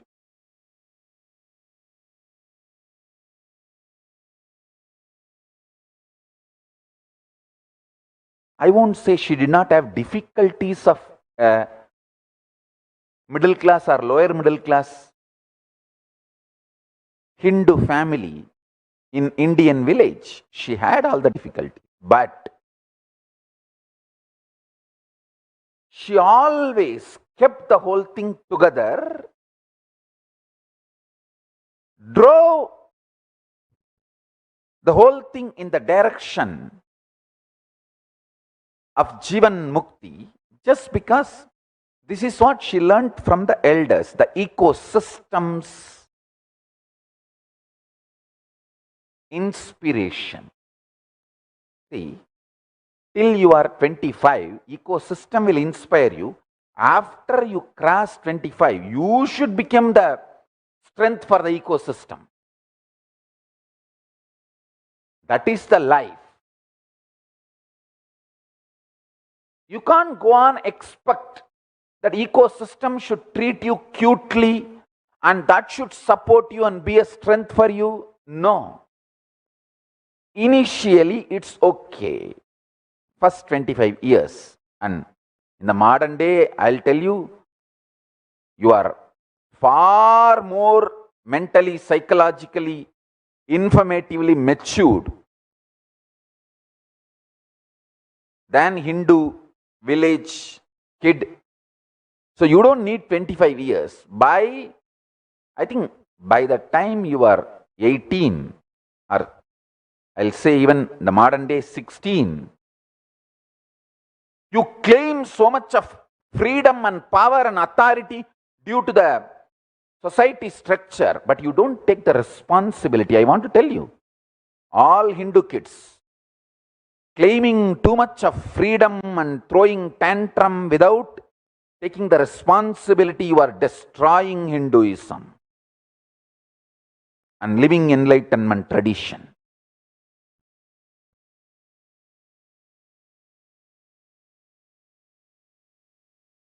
By 16 to 18, all Hindu kids should start supporting the ecosystem of enlightenment.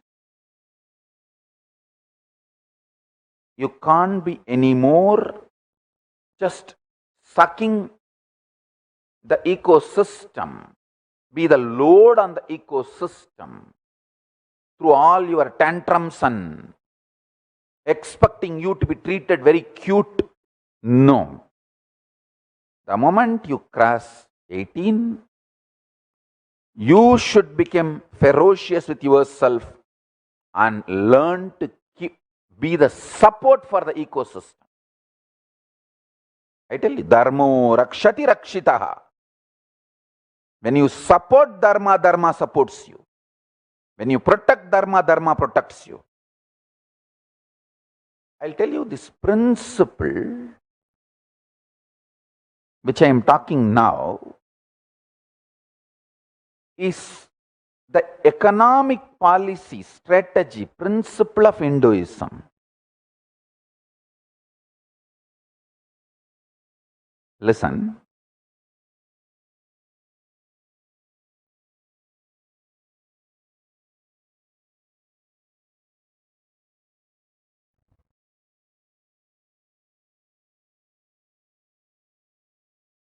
The Hindu society, civilization, is focused on Jivan Mukti, enlightenment, moksha. Whether it follows the Shaiva tradition, Ganapatya tradition, or Sakta tradition, or Saura tradition, or Gaumara tradition, or Guru worship, Sampradayas, or Vaishnava Sampradayas, any Sampradaya. Basically, the ecosystem, a civilization, Samastana, is focused on enlightenment. And people who keep this knowledge of enlightenment and teach, they are paid.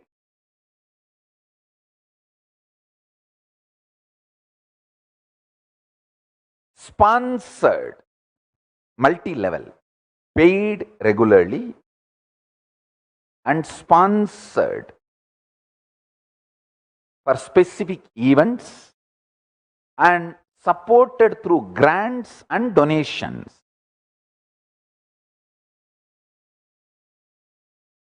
And the people who maintain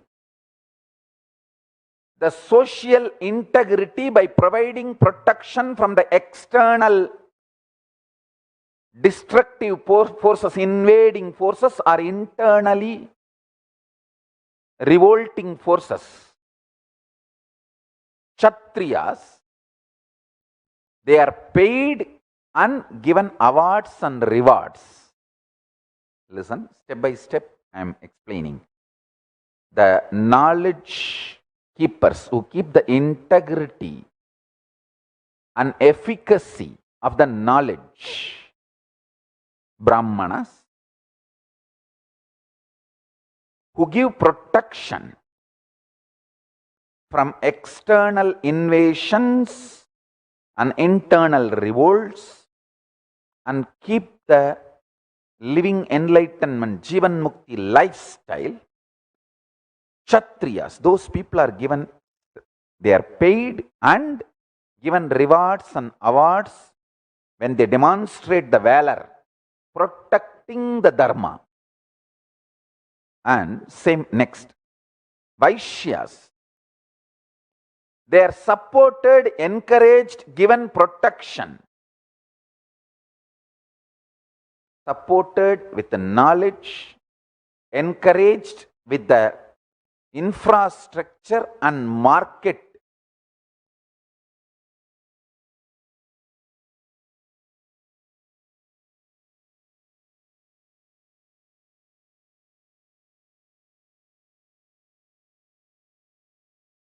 Protected, given protection for their wealth, for all these services provided by the state to the Vaishyas.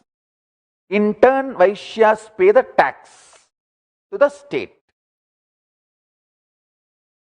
And Shudras are empowered with the land and all the equipments needed to grow grains or everything else needed for the sustenance of the life. In turn, paid, supported with all their needs.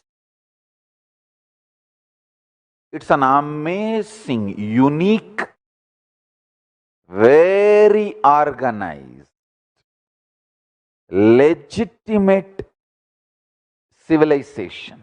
I tell you, the pre-Brancian age civilization, the only civilization still alive, of course,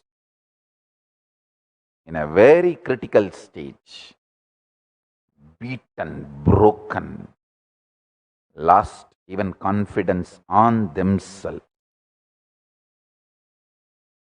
and their principles, their ancestors, constantly being told that your ancestors are stupid and your ancestors are useless. See, once you take someone's confidence about their heritage and past, he does not have any more future, because he will not try to replicate his knowledge, heritage, past, the glory of the past in future. He will just surrender to you and listen to you and do what you say as the right future. To enslave a civilization and kill a civilization, remove their confidence about their glorious past. Successfully, this poisoning is done to Hindu civilization. It's almost in intensive care unit, emergency care unit. The only good news is it is not dead. I am back to revive. I will not let it die.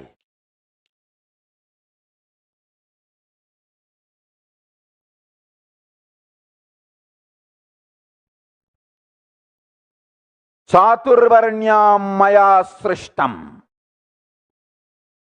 gunakarma vibasaha tasya kartaram apimam vidyakartaram avyayam.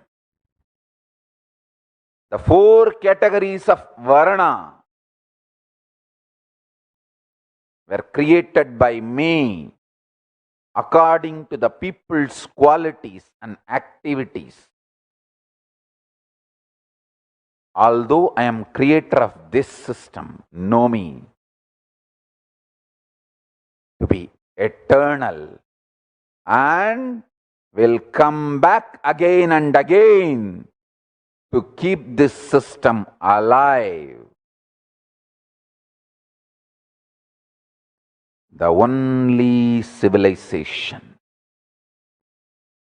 still alive, not dead, from pre-Bronzean age is Hindu civilization, Varnashrama Dharma.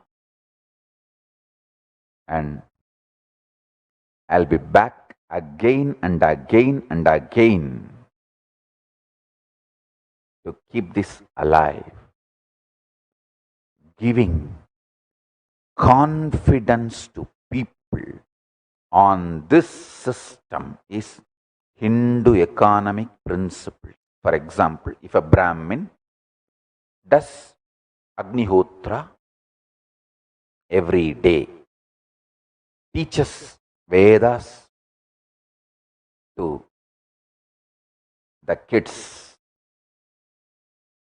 not only he is given a regular salary by the king,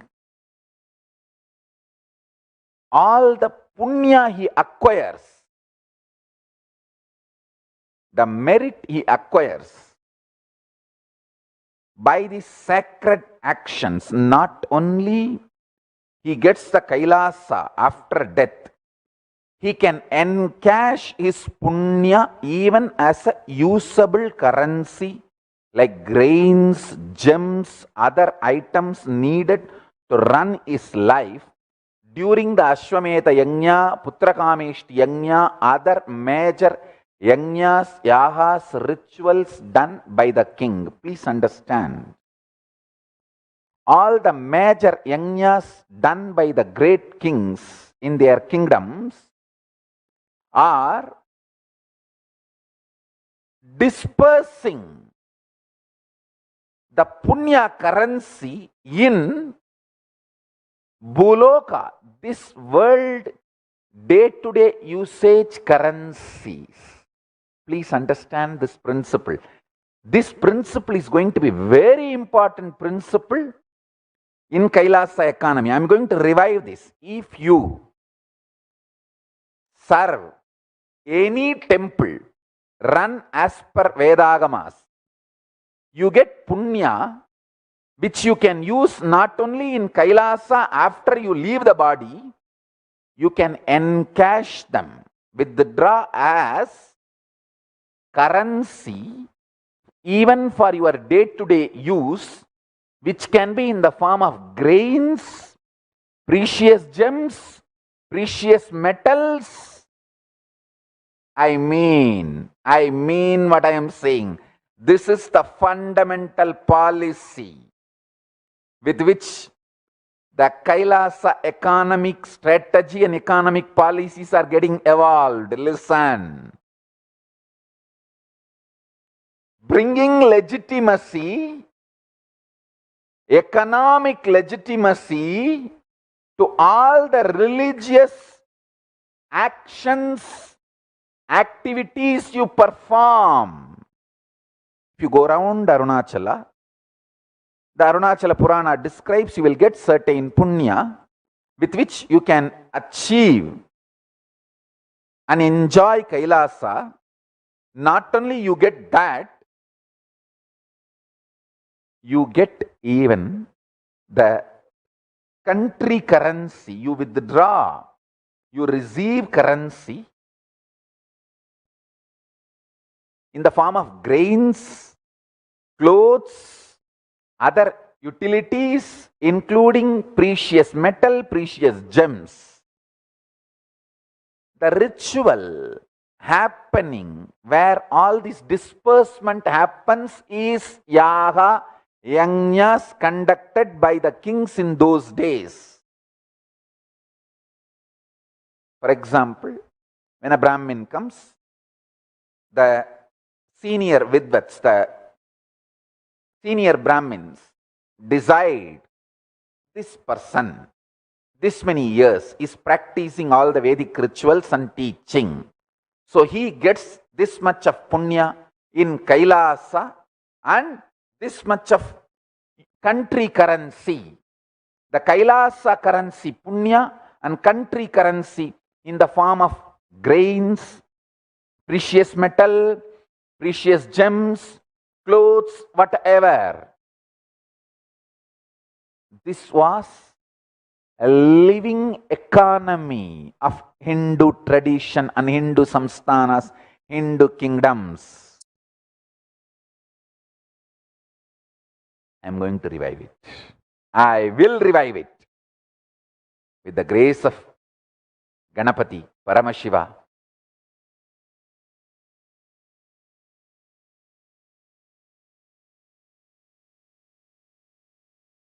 All the gods and goddesses of Kailasa with their blessings.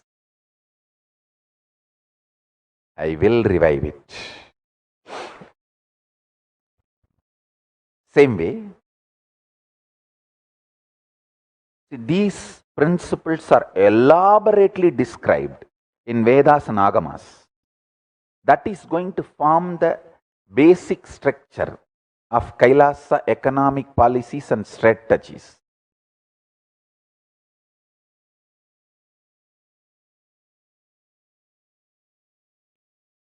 Everyone is supported so beautifully, nobody feels insecure to manipulate or exploit the economy.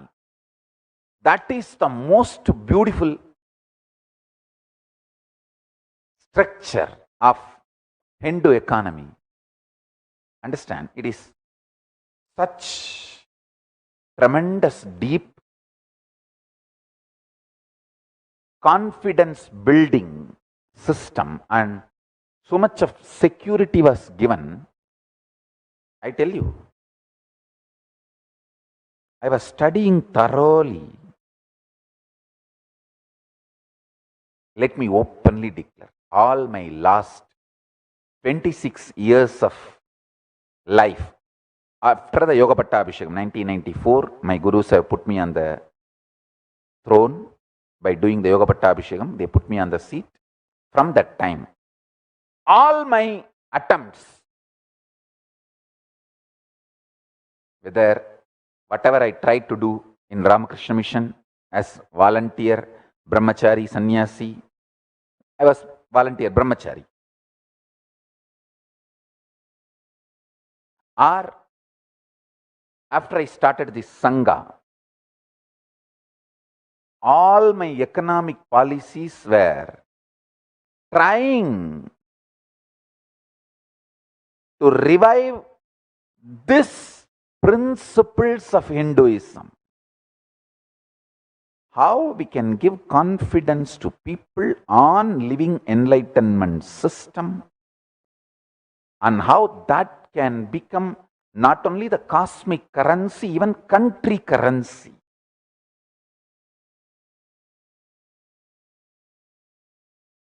I was trying various trial and error methods, but I tell you, very confidently, with the grace of Paramashiva, I am successful in coming to a very balanced, clear policies and principles which will intensely give confidence and secured feeling to people, so they will be part of this whole Dharmo Rakshati Rakshitaha, protecting Dharma and letting Dharma protect us, empowering, protecting Dharma so powerfully, so that becomes a living energy to protect us.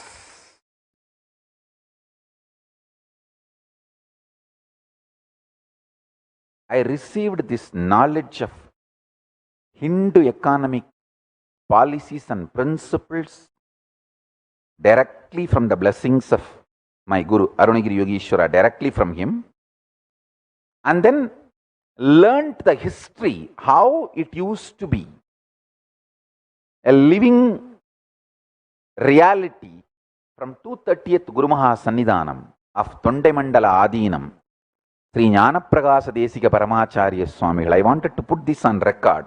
Forever he should be remembered as reviver of Hindu economic policies and principles. He taught me, he used to teach me how those days the samsthanas received tax and how they distributed salaries, gifts, awards, rewards.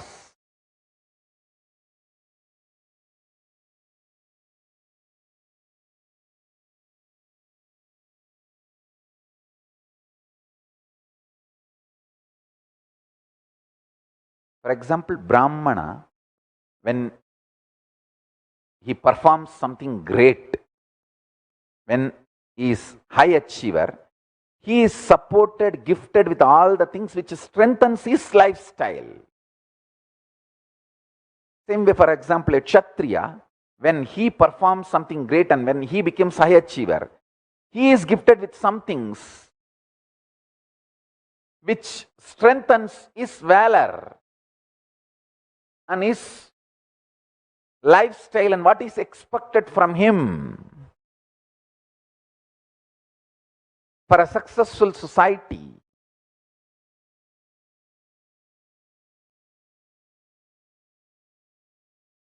he gets glory, name, fame, and many women decide to marry him. He is glorified in such a way, the society is enamored by his glory and valor. Same way, Vaishya, when he becomes a great, successful, high achiever, the kind of the glorification done to him is different. The glorification done to him supports him in his profession to achieve more success.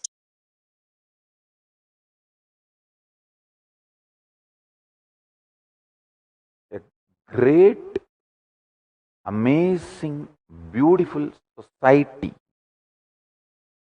was kept alive with the principle of enlightenment. I want to tell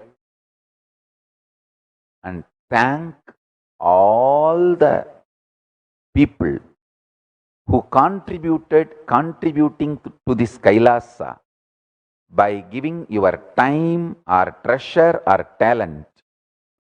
You are doing something absolutely good to yourself and to the world by supporting this huge cause. Understand, it is with extreme integrity,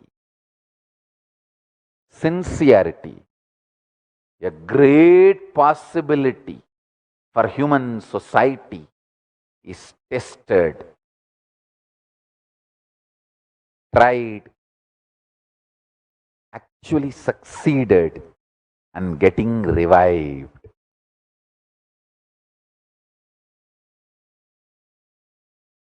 Trial run is successful.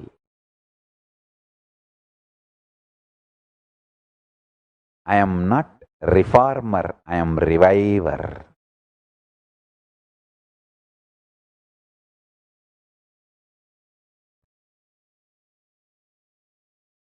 And in Hindu tradition, the two layer, the economic principle, one is the currency.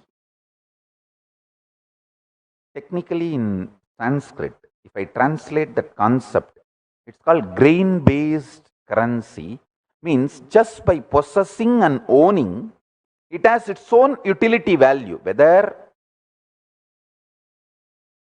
the grains or the precious metals, precious gems. By its own value, it has a value. There is no other regulatory body required to establish its value. By you owning and the way it is used, demanded in the society, healthy society, by this simple existence, it has value.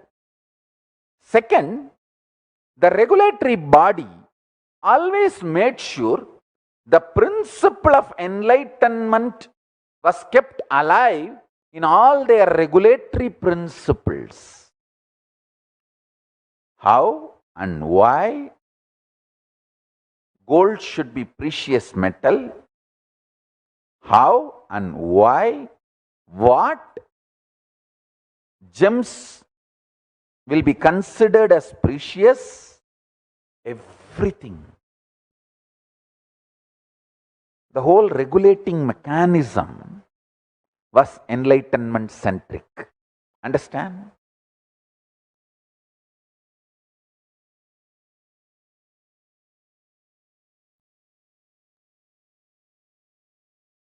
Rajaraja, for example, builds a huge temples. All of you need to know, it's not that he built only Tanjore temple. Please understand. He built large number of temples.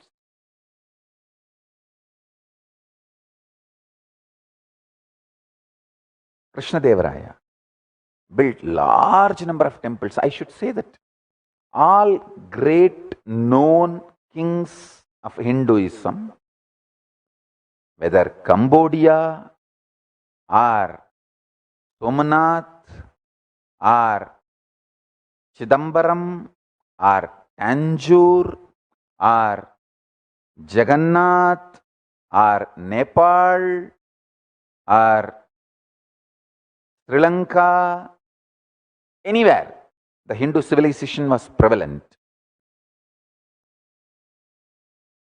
It was all temple-centric, temple-based, because that was the source of our knowledge, our economy, principles, systems and strategies. Temple building and sustenance was one of the most beautiful method to keep the economy current.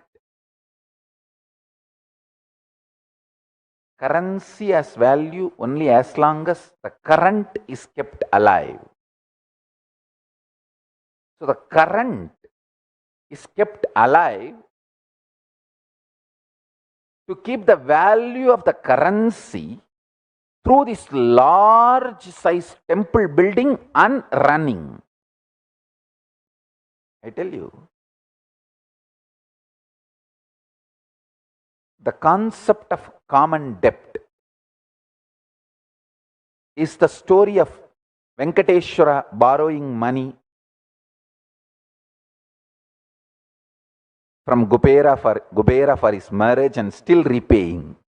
It's a most beautiful story. If you understand that story, you will understand this concept of common debt. How beautifully, dharmically, the modern day concept of common debt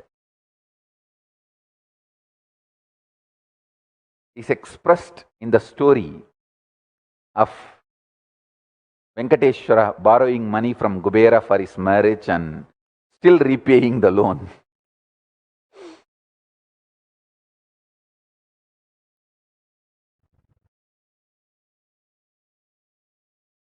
The glory of the temple, of the capital of Hindu kingdoms,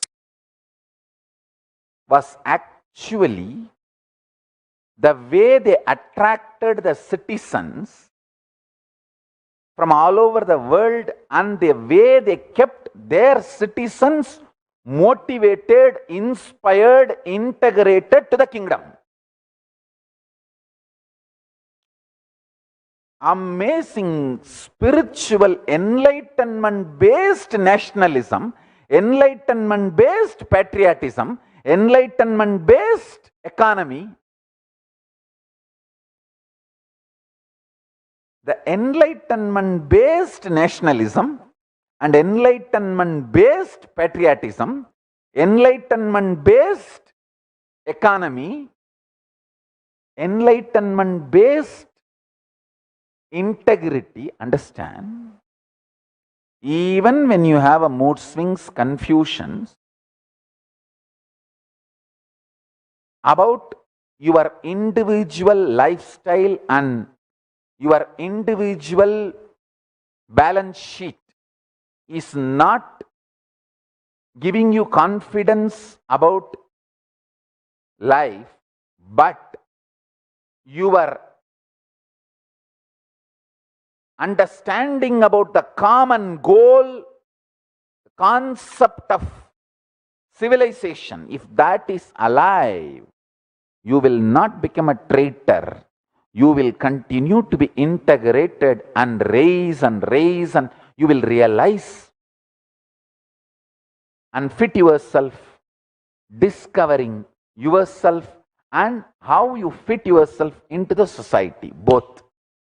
Understand? The every word I am uttering is the most beautiful principles of Hindu economic policies. See, these are the principles on which Hindu education happened and Hindu policy making happened. Hindu politics is run. Hindu administration is done. Hindu judiciary functioned. Hindu economic principles, strategies were evolved and kept alive. Hindu currency was kept current.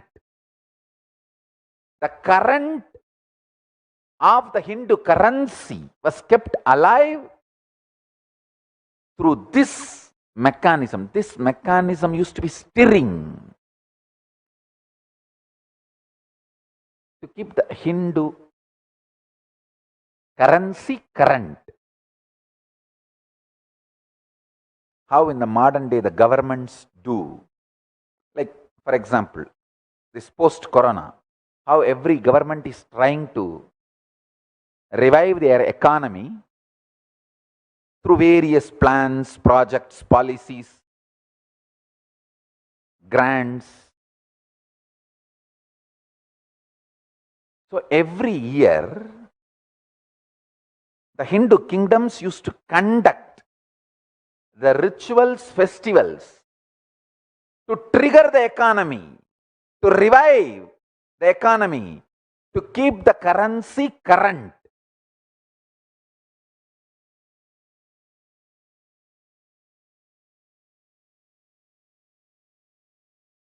Sometimes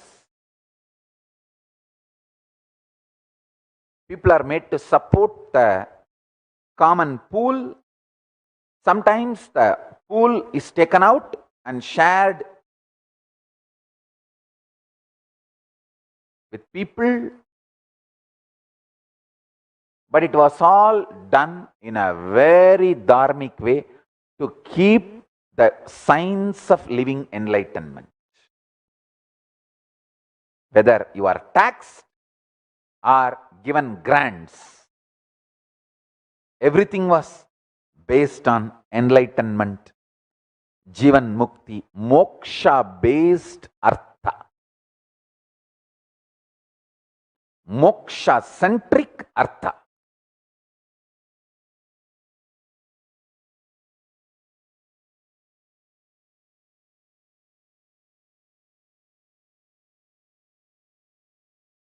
Moksha is kept as the first priority in artha or dharma or kama.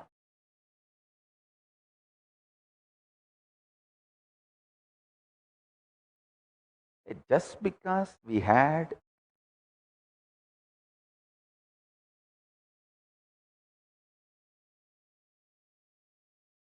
few failures in few wars and lost the land due to traitors does not mean our civilization principles are wrong. If you think just because we lost few wars and land due to traitors, the principles are wrong, you are a fool. Like how some of the fools are still believing, just if you are involved in voting alone during the election period once in 5 years, you can maintain Hindu civilization. No. A constant involvement and activism is required to keep the Hindu civilization alive and to revive the Hindu civilization. Unfortunately, even modern day Hindus strongly believe if you make the right decision on the voting day and vote, then it is all done. No, it is wrong. Everyday activism, involvement into the society is required to revive Hindu civilization and Hindu principles. I don't know when Hindus are going to wake up to this truth, but I will keep these truths alive at least in one corner of the world in the form of Kailasa. Kailasa is seed bank of Hinduism. Just like how Manu built a ship and kept all the best seeds alive to revive post-deluge, post-pralaya. Same way, I am building Kailasa and keeping all the seeds, the best things of Hinduism alive to revive the post-pralaya. Sambhavami yuke yuke. I will come again and do this work. I have come for this work and I will perform it. I will achieve it. To tell you honestly, I have done it.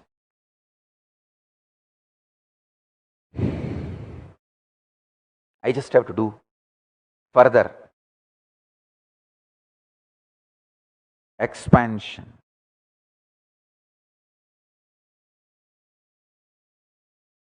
From year 1 AD to year 1700, Bharat contributed to about 30% of the known world's GDP for 1700 years. The recorded history, I am talking only from recorded history. If you go prehistory, India only, Bharat only had GDP. The concept of GDP did not exist in any other part of the world. The known world.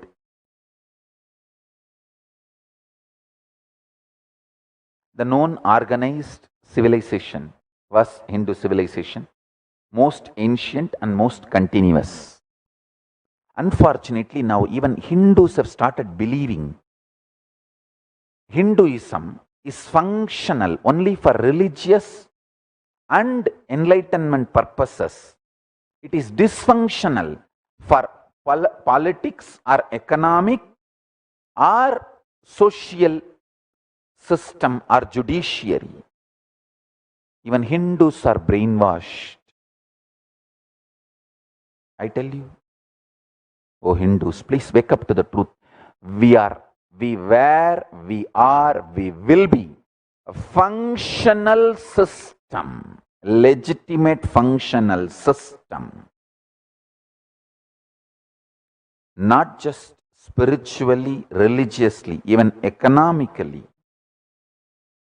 judiciary, socially, politically, in every level, without compromising, altering, adulterating You don't need reformers, you need revivers. Hindus, wake up. Our ancestors are intelligent enough.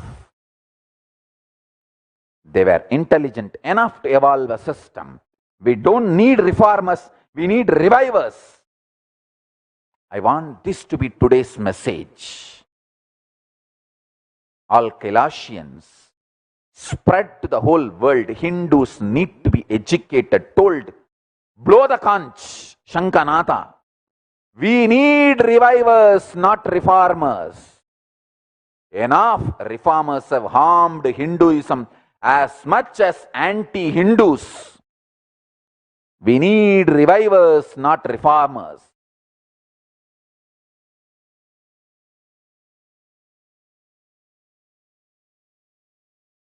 We need revivers, not reformers. We need revivers, not reformers. Reformers are as dangerous and as destructive, as negative to Hinduism as anti-Hindu elements, anti-Hindus, invaders. Reformers were just disguised invaders.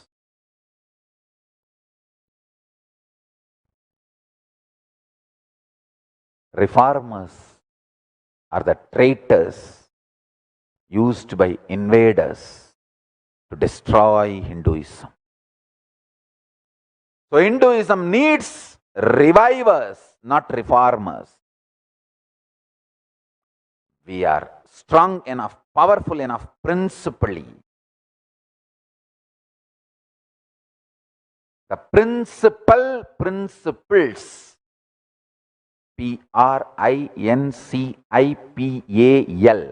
Principles, the principles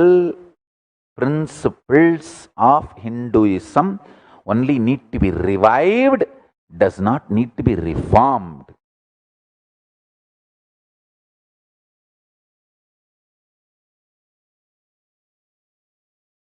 Do the Jayagosha, Sankanada, Tirukkailaya Vadya, and tell the world Hinduism needs revivers, not reformers.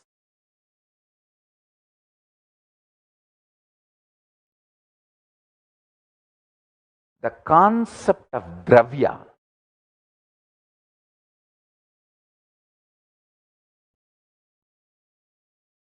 dana, dravya, in Hinduism is clearly defined in Amarakosha. For Brahmanas, what is dana? Wealth. For Vaishyas, what is dana? Wealth. For Kshatriyas, what is dana? Wealth. For Shudras, what is dana? Wealth. Amarakosha's original verse. Dravyam viddam swapadeyam riktam ruktam danam vasuhu hiranyam dravinam dyumnam artaraihi vipava abhi. These are the definitions, forms the fundamental economic principles of Kailasa.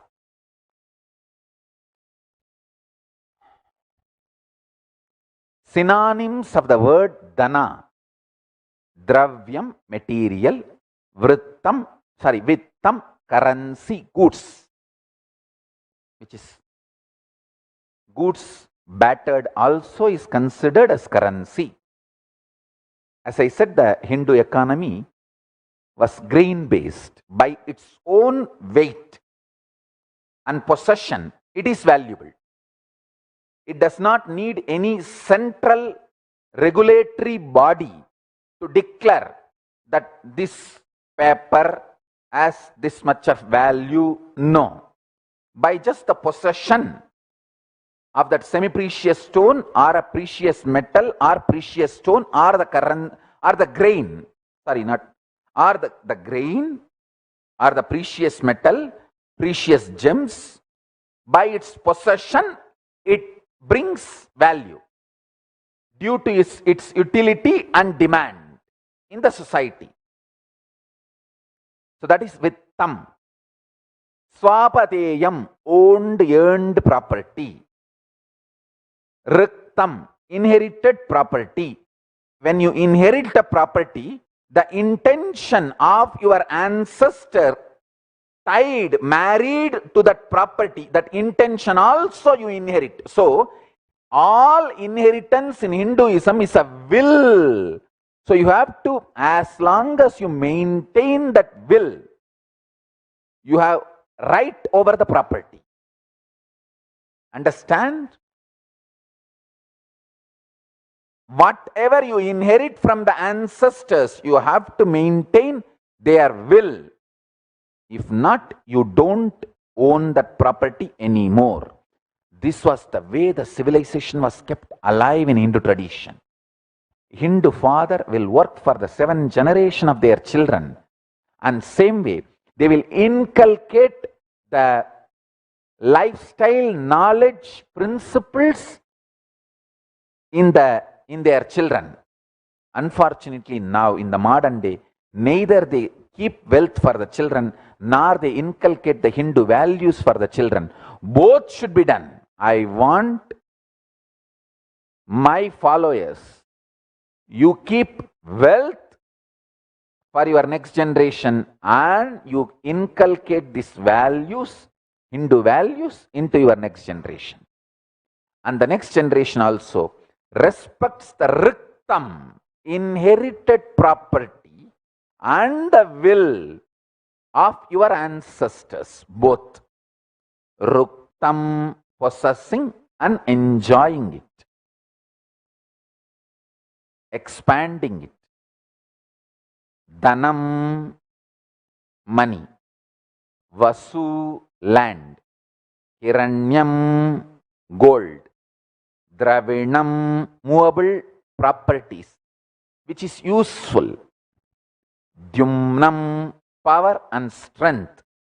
Power and strength means capacity to understand the principles of the economy and change the investments and keep yourself alive, current, and your currency current. Artha, the business concerns and work. Rai, riches. You should pronounce as Rai, riches. Vibhava, magnanimity, omnipresence and power. Understanding the omnipresence and capabilities of Dhanam and keeping your magnanimity to keep the omnipresence alive all over the world. For example, if you honor your commitments only, they will honor their commitments. That is what is magnanimity. So, Kavi Kalpa Druma gives the synonym of Dhanam as Dhanyam, means the grain-based economy and all other principles as I described from Amarakosha now. These are going to be forming the fundamental principles for Hindu economic policies and strategies.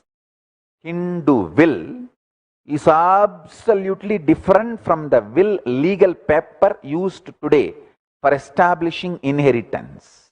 Understand? Hindu will is lifestyle based. If you are from the Varna of a Brahmana and you inherit your ancestors who were Brahmana by Varna, only if you follow the principles of Brahmana Varna, you have the right over that property. Same way, Kshatriya, Shudra and Vaishya. the Hindu inheritance principles.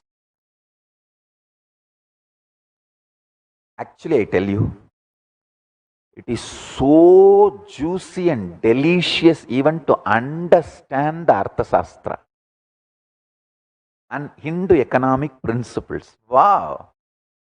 What a brilliant ancestors we had.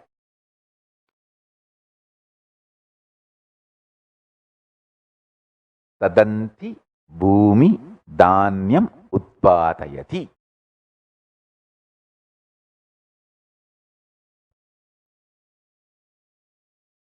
Dana is the earth that bears the fruits and seeds and that produces grains.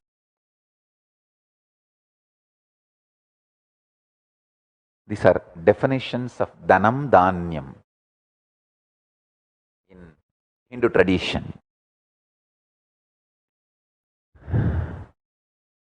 Actually, if at all our next generation starts tasting the Hindu knowledge, Hindu economy principles, they will understand this is the most beautiful, delicious, brilliant. They will just fall in love with all these principles, and simply the whole Hindu economy principles, everything will be revived. My job is only to make you taste the deliciousness of Hindu economy principles by reviving the Hindu Reserve Bank and Hindu currency. Hindu knowledge is capable enough to revive itself, resurrect itself, re-establish itself, reignite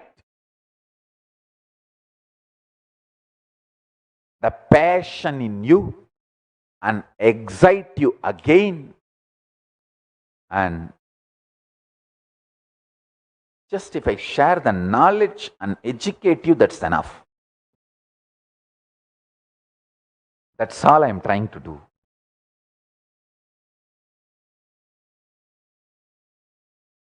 I have so much more to share. So with this, I bless you all. Let's all radiate with integrity, authenticity, responsibility, enriching, causing, living Shuddhatvaita Saivam, the state, space, powers, being, superconsciousness, and Kailas of Paramashiva. Paramashivoham. Om Nithyananda Paramashivoham. The eternal bliss, Nithyananda. Thank you. Be blissful.